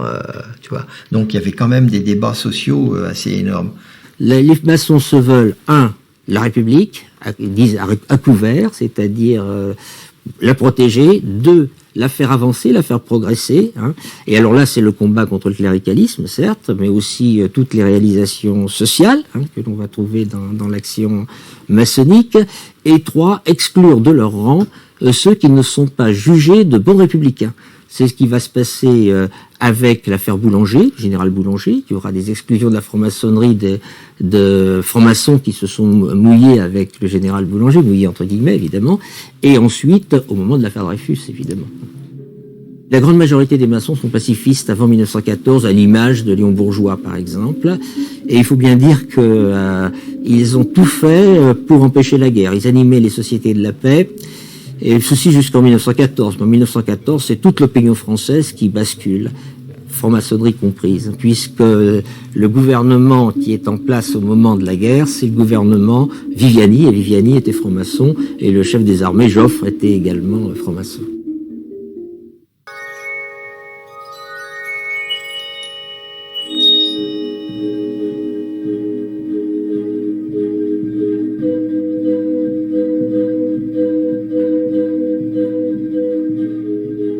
Au XXe siècle, la maçonnerie vit un siècle noir.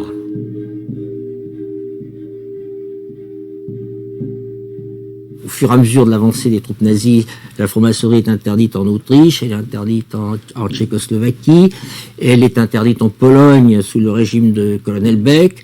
Il y a donc une montée européenne de l'antimaçonnisme, ce qui est un antimaçonnisme d'extrême droite, c'est la grande période du thème de la judéo-maçonnerie. Dès le mois de septembre 1940, les arrêtés antimaçonniques sont pris par le régime de Vichy, sont d'une violence extrême. Il y a eu des francs-maçons écartés de la vie publique, dissolution de la maçonnerie, des loges, avec donner tous les étangies, qui était quoi dans les loges maçonniques, la réquisition des temples maçonniques.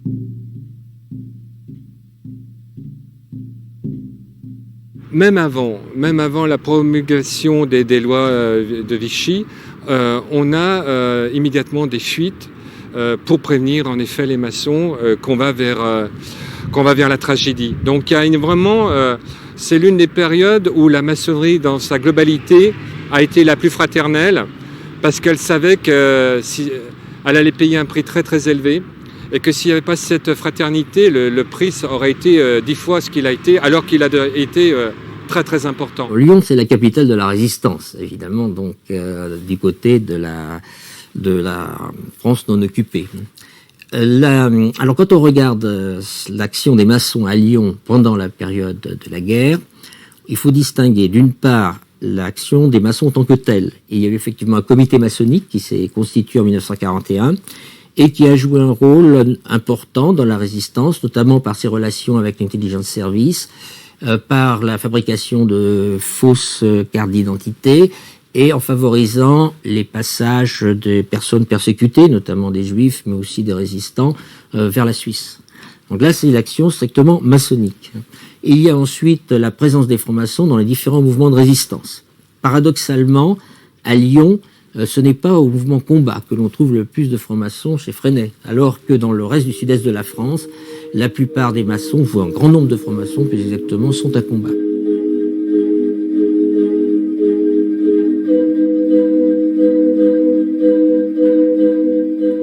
Les francs-maçons lyonnais, on va les retrouver plutôt à Franc-Tireur, avec Henri Deschamps, qui sera d'ailleurs un des principaux dirigeants de Franc-Tireur à côté de Lévy, avec Maurice Roland. Maurice Roland n'était pas membre de Franc-Tireur, mais enfin il était dans l'équipe quand même autour de Franc-Tireur.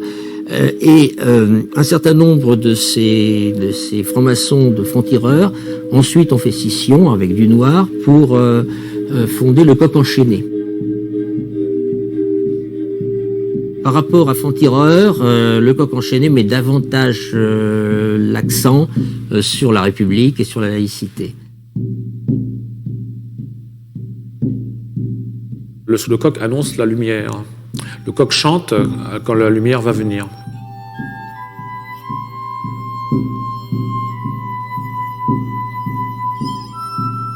C'est un symbole maçonnique qu'on trouve assez fréquemment dans certains lieux maçonniques, par exemple dans les fameux cabinets de réflexion dans lesquels on met les profanes avant qu'ils ne soient initiés. Il y a quelquefois représenté sur les murs des coqs, parce que le coq, effectivement, annonce la lumière. Le coq chante quand le soleil va se lever. Pour le Coq Enchaîné, l'allusion est claire. Créé par 3 maçons de la loge de l'Asile du Sage, tu vois, dont il y avait le Bossé, Dunoir, Desgouttes, 3 francs-maçons, Pradel, le futur maire, et le docteur Fousseret, Dunoir qui était fils de franc-maçon. Lui, c'était surtout la partie imprimerie.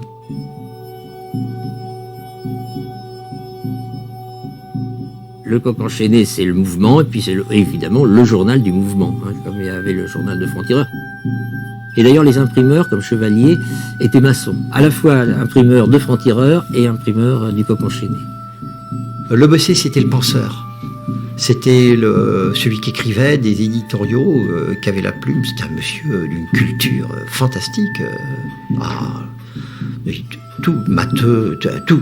Il était inspecteur d'école primaire, mais enfin, il appartenait à beaucoup de loges en France. Hein. Tu sais qu'il a dû être initié en 1898, par là. Il a été arrêté et il est allé à Compiègne, qui était le point de départ vers la déportation, mais lui est resté à Compiègne, et à Compiègne, il a essayé de repérer les francs-maçons de passage pour leur venir en aide, et il a même créé une loge clandestine à Compiègne. Tous ses membres vont pratiquement être arrêtés d'ici la fin 42, sauf Pradel. Sauf Pradel, que Dunoir a tiré de Saint-Paul en disant, moi, quand ils les ont passés à la casserole, il a dit, moi, ce gars, je le connais pas. Pas de chez nous. Du noir, ça devait être un cas. C'est des types, des personnages maçonniques et tout, d'une droiture. Il est arrêté. Il passe à Saint-Paul une année. Il le transfère à la centrale d'Est, là-bas. La centrale d'Est. Il participe à la révolution qui se produit dans le camp, là-bas. Il y a un paquet de morts, il y a une trentaine, je ne sais pas combien. Ils sont transférés à Dachau. Tu vois, par Compiègne, transférés à Dachau. À Dachau, ils les envoient dans un camp de travail forcé, là, à l'art. C'est là que, ils participent encore à un truc maçonnique.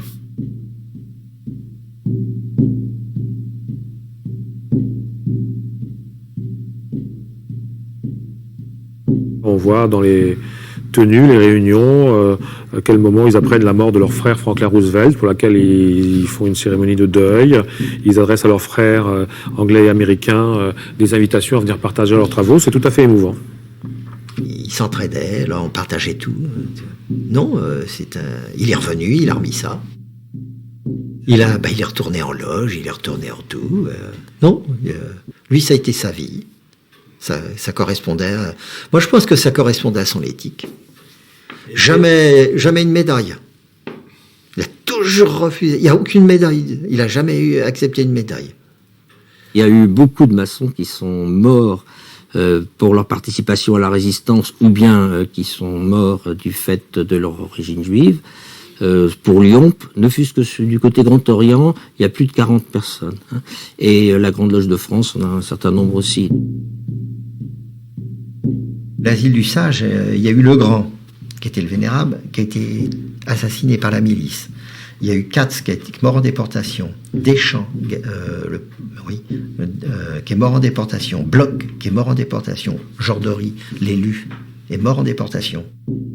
Alors l'autre document est également intéressant. Ce n'est pas le même type de document parce qu'il a été établi en France même, en France occupée. Mais c'est un très joli témoignage, là aussi, d'une action de résistance, d'une action clandestine au sein de la maçonnerie française. Des frères de différentes obédiences ont constitué une loge clandestine à Paris, une loge Alexandrie d'Égypte, qui a initié pas mal de personnes sous l'occupation, ce qui est quand même remarquable. Et ici, on voit qu'un certain Charles Muller a été fait compagnon et maître le même jour, donc en 1943. Et les signatures montrent la présence de Robert Amadou et de Robert Amblin. C'est un témoignage historique de la vitalité de rites égyptiens au sein de la maçonnerie française pendant l'occupation. Patriam Recuperare, c'est un mouvement national à base maçonnique, parti d'une loge parisienne et qui s'est étendu à toute la France et qui a eu deux objectifs. D'une part, préparer la reconstitution de la franc-maçonnerie sur le plan national à la Libération, et deuxièmement, s'assurer que ce serait le retour de la République à la Libération. Et le mouvement Patriam Recuperare, qui a eu l'oreille de Jean Moulin, qui était un fils de maçon, a contribué à, à faire que le général de Gaulle a pris position en faveur de la République.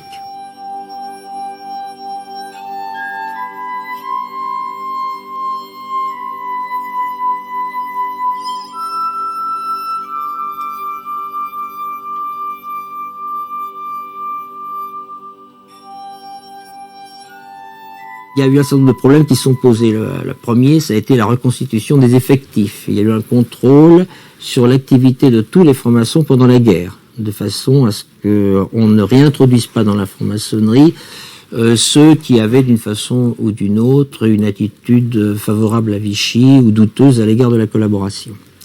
Le deuxième point, c'est qu'il y a eu une tentative de fédérer le Grand Orient de France et la Grande Loge de France, notamment à l'initiative lyonnaise, en une seule obédience maçonnique. Ça n'a pas été possible, et d'ailleurs il y avait deux histoires, deux grandes obédiences, c'était naturel qu'elles se reconstituent, à mon avis tout au moins, à la Libération. Le troisième point fort, ça a été celui des relations entre la franc-maçonnerie et le Parti communiste. Le Parti communiste, à la demande du Comintern, avait interdit la double appartenance à partir de 1922, et à la suite des combats communs dans la résistance et d'autre part des rencontres entre francs-maçons et communistes au camp de Buchenwald, le Parti communiste a revu sa position et il a autorisé la double appartenance. Alors, à l'époque, il faut rappeler que le Parti communiste représentait à peu près un quart de l'électorat. C'était donc un événement tout de même considérable. Même si la plupart des maçons relevaient plutôt du socialisme qu'on appellerait démocratique, hein, c'est la SFU à l'époque, et du Parti radical. Ceci sous la 4e République.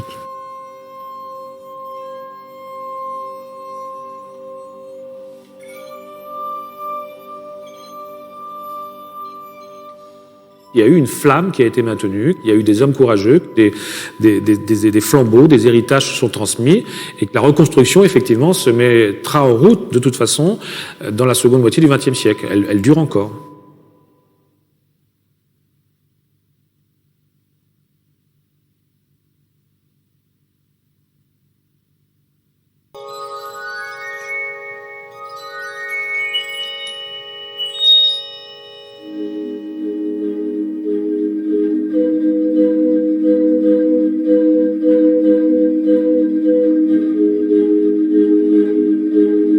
Les maçons restent des hommes, et avec leurs engagements propres, avec leurs idées personnelles.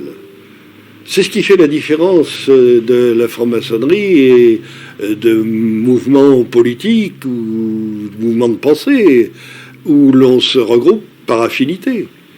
Dans la maçonnerie, on est le centre de l'union par excellence. C'est-à-dire qu'on regroupe des gens de toute tendance politique, de toute croyance religieuse. Ce qui fait que quand malheureusement les circonstances extérieures font que la nation se divise, eh bien les maçons se divisent aussi. Alors si on prend la Révolution française, la franc-maçonnerie est totalement éclatée. D'un côté, des monarchistes comme Lafayette, et de l'autre côté, des républicains comme Marat, tous les deux ont été francs-maçons. Ça allait dire, les Français sont divisés, comme la maçonnerie était à peu près représentative de la petite bourgeoisie, de la moyenne bourgeoisie et de l'aristocratie française, on la trouve éclatée. Également du côté du clergé, il y a eu des maçons qui étaient prêtres, qui ont été des prêtres réfractaires, et d'autres qui ont été des prêtres constitutionnels, des prêtres jureurs. Donc la maçonnerie a été divisée comme la France elle-même. Et il y a eu des maçons dans tous les camps. Si on prend la Commune de Paris, l'autre grand moment où il y a eu une division dans la maçonnerie française, on peut dire qu'à Paris, les francs-maçons ont grossièrement été divisés en deux courants. Il y a eu un courant qui a été d'emblée dans la commune, favorable à la commune, puisqu'un quart des élus de la commune sont francs-maçons, et qu'on trouve des francs-maçons aussi bien dans l'armée, dans l'administration de la commune. Et d'autre part, il y a eu, à l'initiative d'une loge, avec l'appui d'ailleurs du Grand Orient, une tentative d'obtenir un accret des combats, une conciliation entre les positions des communards et des Versaillais.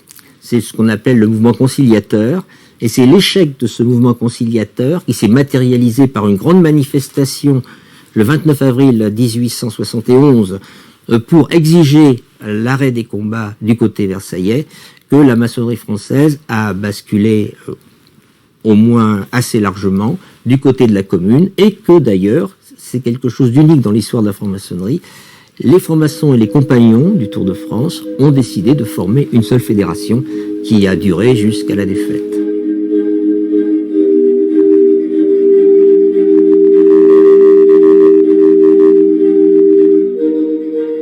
Alors, au moment de la guerre, je considère d'abord comme francs-maçons ceux qui ont une appartenance maçonnique en 1939, pour voir ce qu'ils ont fait pendant la guerre. Alors, si l'on regarde cela, il y a eu effectivement des maçons collaborateurs, essentiellement parisiens d'ailleurs, très peu en province, même s'il y a eu Paul Rive à Lyon. Ces maçons qui ont collaboré se situaient auparavant dans le courant socialiste. Ils ont suivi DA, dans la collaboration, avec l'idée qu'ils combattaient à la fois le régime de Pétain, qui est dit réactionnaire et clérical, et que d'autre part, ils allaient à leur façon construire l'Europe nouvelle que voulait faire Briand. Alors c'est une poignée d'hommes déconsidérés, mal vus par les autres francs-maçons, et qui évidemment n'ont pas été repris dans la franc-maçonnerie en 1944-45, quand elle s'est reconstituée. D'autre part, il y a eu quelques maçons qui ont été pétainistes, mais très très peu, parce que l'idéologie de la Révolution nationale est totalement à l'opposé de la philosophie maçonnique, basée sur la devise liberté, égalité, fraternité. Je pense qu'en revanche, qu'il y a eu des maçons, dans un camp ou dans l'autre, qui ont sauvé et aidé des maçons de l'autre camp. Et c'est ça qui est merveilleux. Comme durant la dernière guerre mondiale, on a des cas, on connaît de nombreux cas d'entraide et de fraternité qui ont fait que les maçons ont dû la vie sauve à des gens qui étaient leurs adversaires politiques.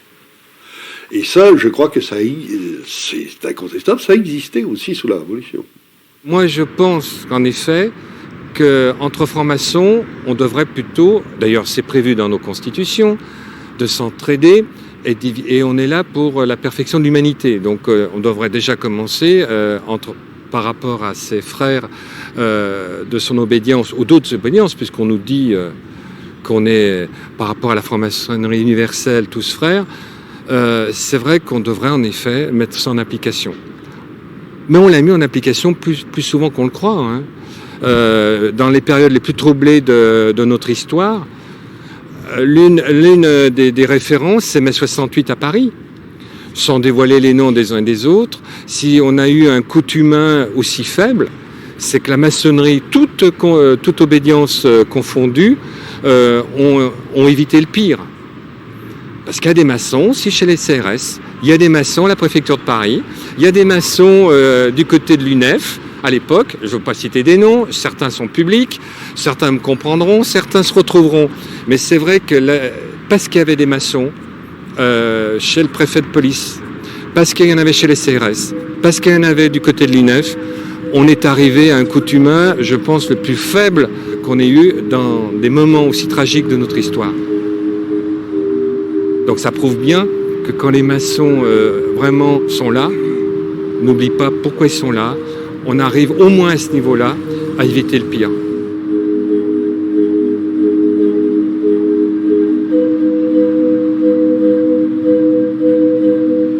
C'est l'intérêt même de la franc-maçonnerie, c'est de réunir ce qui était part dans la vie profane. Donc moi, ce qui me concerne, en tant que franc-maçon, c'est ce qui m'intéresse énormément, c'est-à-dire en effet d'essayer de trouver une très grande diversité dans un atelier et grâce au rituel de pouvoir, échanger, se respecter, s'écouter. Et je pense que c'est là précisément l'un des enjeux de la franc-maçonnerie.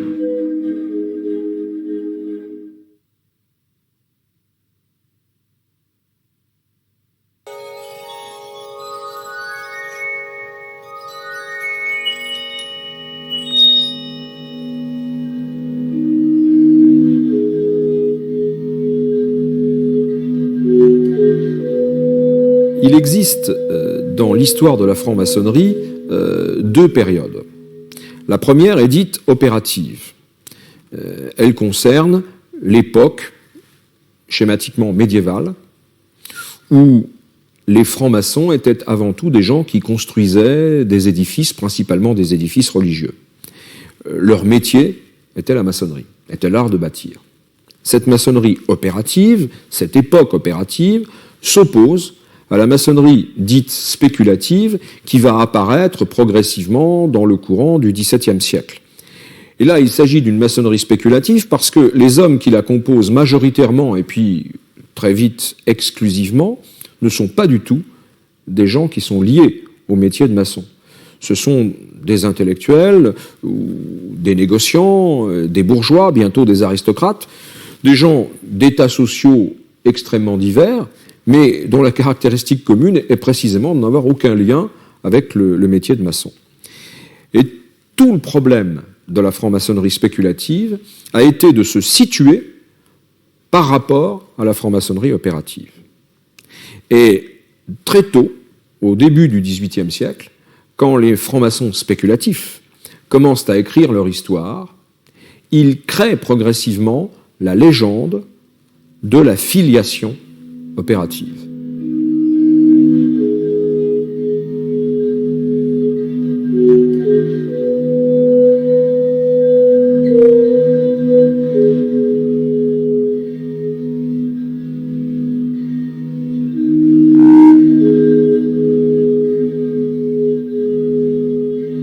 Cette conception d'une filiation directe, sans rupture ni discontinuité de la maçonnerie spéculative par rapport à la maçonnerie opérative, les recherches historiques opérées dans les 30 dernières années ne permettent plus de la soutenir.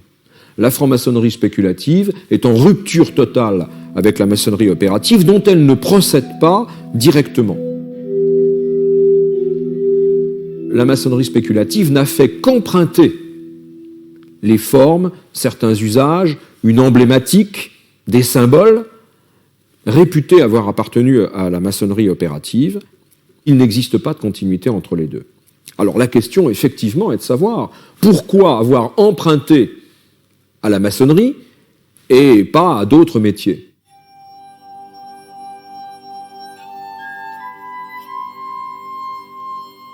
Eh bien, probablement, parce que depuis le début du XVIe siècle, est né un puissant mouvement intellectuel, étendu à l'Europe tout entière, qui fait de l'architecture le lieu électif d'expression d'une pensée et d'une philosophie et d'une vision religieuse et spirituelle du monde entier.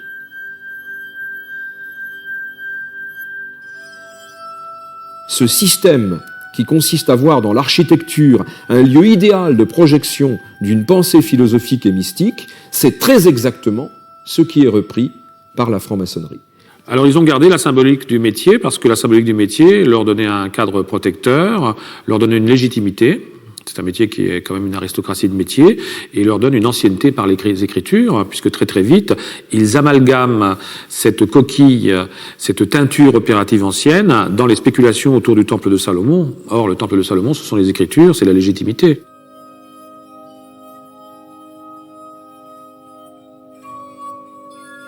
Dans ce temple de Salomon, on peut penser tout à fait raisonnablement que se sont réunis les premiers bâtisseurs, les premiers francs-maçons, donc que c'est dans ce lieu qu'a existé la loge mère de toutes les loges du monde.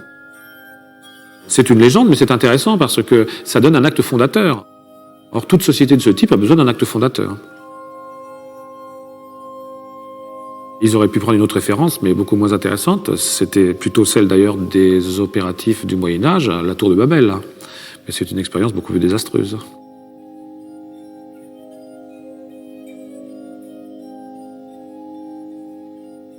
Le temple de Salomon, dans cette image, dans cet archétype, dès qu'il est représenté, sert de support à un cérémonial qui est commémoratif au départ. Donc il y a une démarche édifiante, méditative.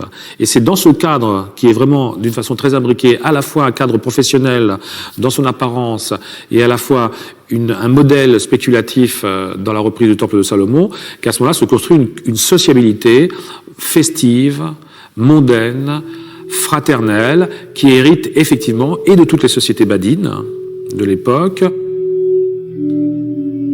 et de tout un tas d'éléments culturels venus de la chevalerie, de certains courants monastiques, des sociétés d'archers, de toutes sortes de sociétés populaires, de toutes sortes d'attentes finalement sociales de leur époque, qui créent peu à peu un monde nouveau.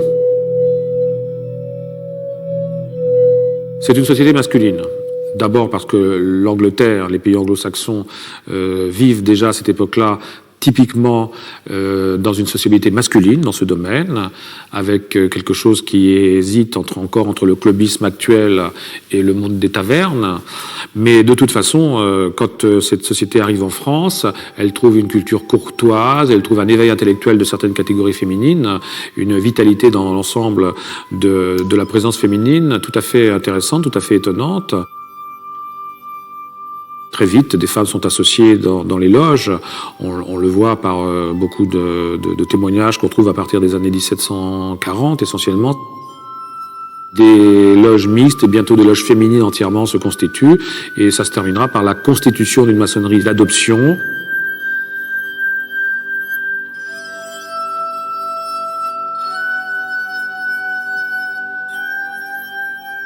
Les femmes ne travaillaient pas moins bien que les hommes en loge. Les loges ne travaillent pas de toute façon. Les loges se réunissent, perpétuent, méditent éventuellement, transmettent un certain nombre d'usages. Mais le travail en loge tel qu'on voudrait le voir aujourd'hui ne peut pas être considéré sous cet angle. La loge est aussi le repas en commun, la fraternité, le fait de disposer d'un passeport cosmopolite pour aller d'un pays à l'autre, être un lieu de rencontre, un lieu d'échange. On s'intéresse au genre humain dans une acception qui va déjà plus loin que ce qui est caritatif, mais qui n'est pas encore, bien entendu, l'engagement solidaire que connaîtra plus tard la pensée maçonnique dans certains domaines. Par-dessus les âges, la franc-maçonnerie n'est jamais la même et est toujours restée finalement la même. Il est resté une continuité remarquable dans ce qui est par exemple l'adhésion fraternelle. Le postulat sur l'amour vers l'autre, sur le fait que même si l'autre n'est pas forcément bon, il est perfectible, qu'il y a quelque chose en nous qui peut nous tirer vers le haut. C'est quelque chose qu'on sent toujours. Il y a une espèce d'amour de l'homme qui est inhérent à la maçonnerie, qui est quelque chose de tout à fait fondamental. Il y a ensuite une facette initiatique qu'on sent finalement exister dès le début, une lecture du monde, une proposition de déchiffrement qui me semble tout à fait actuelle. Et puis enfin, il y a cette idée tout de même que le monde existe, qu'on n'en est pas coupé, qu'il y a une participation, une amélioration, un apport. Et cet engagement humaniste, au XVIIIe siècle, est déjà présent et il le sera au XXIe siècle, je crois.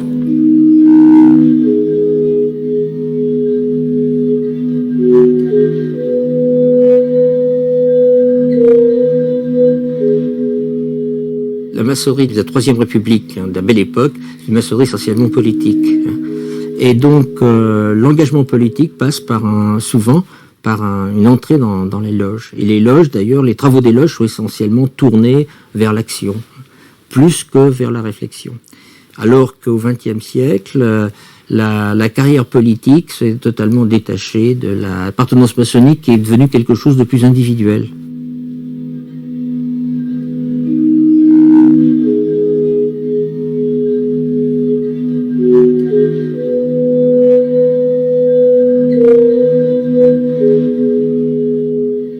Les hommes politiques qui viennent en maçonnerie, puisqu'il y en a quand même un certain nombre, n'y viennent pas avec le même état d'esprit que leurs prédécesseurs. Ils viennent se ressourcer dans la loge, retrouver un supplément d'âme dans la franc-maçonnerie, et non pas, considérer qu'elle peut les aider dans leur carrière politique. Si vous identifiez ça trop au pouvoir, vous risquez de ne pas avoir l'adhésion de gens qui tiennent avant tout à leur aventure singulière et à la réalisation de leur propre vie. Vous aurez en effet des gens très très bien. Enfin, c'est comme une identification trop poussée à la République, d'une certaine façon. C'est quand même un des problèmes, je crois, un des problèmes de la maçonnerie française. Alors et puis vous avez des divergences qui s'accentuent entre la France et l'Angleterre, etc. Donc il y a et puis il y a Dieu ou il n'y a pas de Dieu, et puis qu'est-ce qu'on fait avec tout ça? Je pense qu'il y a presque une instrumentalisation des préjugés de part et d'autre, en France de la part des catholiques, mais aussi une sorte d'anticléricalisme qui a fait, à mon avis, son temps. C'est pour ça, enfin, c'est ma plaidoirie. Je pense qu'il ne faut pas revenir. On ne revient pas en arrière. On ne revient pas au XVIIIe siècle. Ça serait ridicule. Et on ne va pas non plus être élitiste. Ça n'est pas le problème. Mais il me semble qu'il faut aller plus loin. Et donc, c'est une question politique, à la fois de recherche métaphysique, mais aussi politique. Les deux choses sont liées. Donc, évidemment, qu'est-ce que l'Europe ? Mais qu'est-ce que l'Europe dans le monde, etc. Voilà les vraies questions d'aujourd'hui. Et puis qu'est-ce que c'est que l'être humain en cours de reproduction technique? Qu'est-ce que la génétique vient faire là-dedans? Votre génome est décrypté, votre ADN ne fait aucun doute. Ce sont des questions, je crois, de mutation.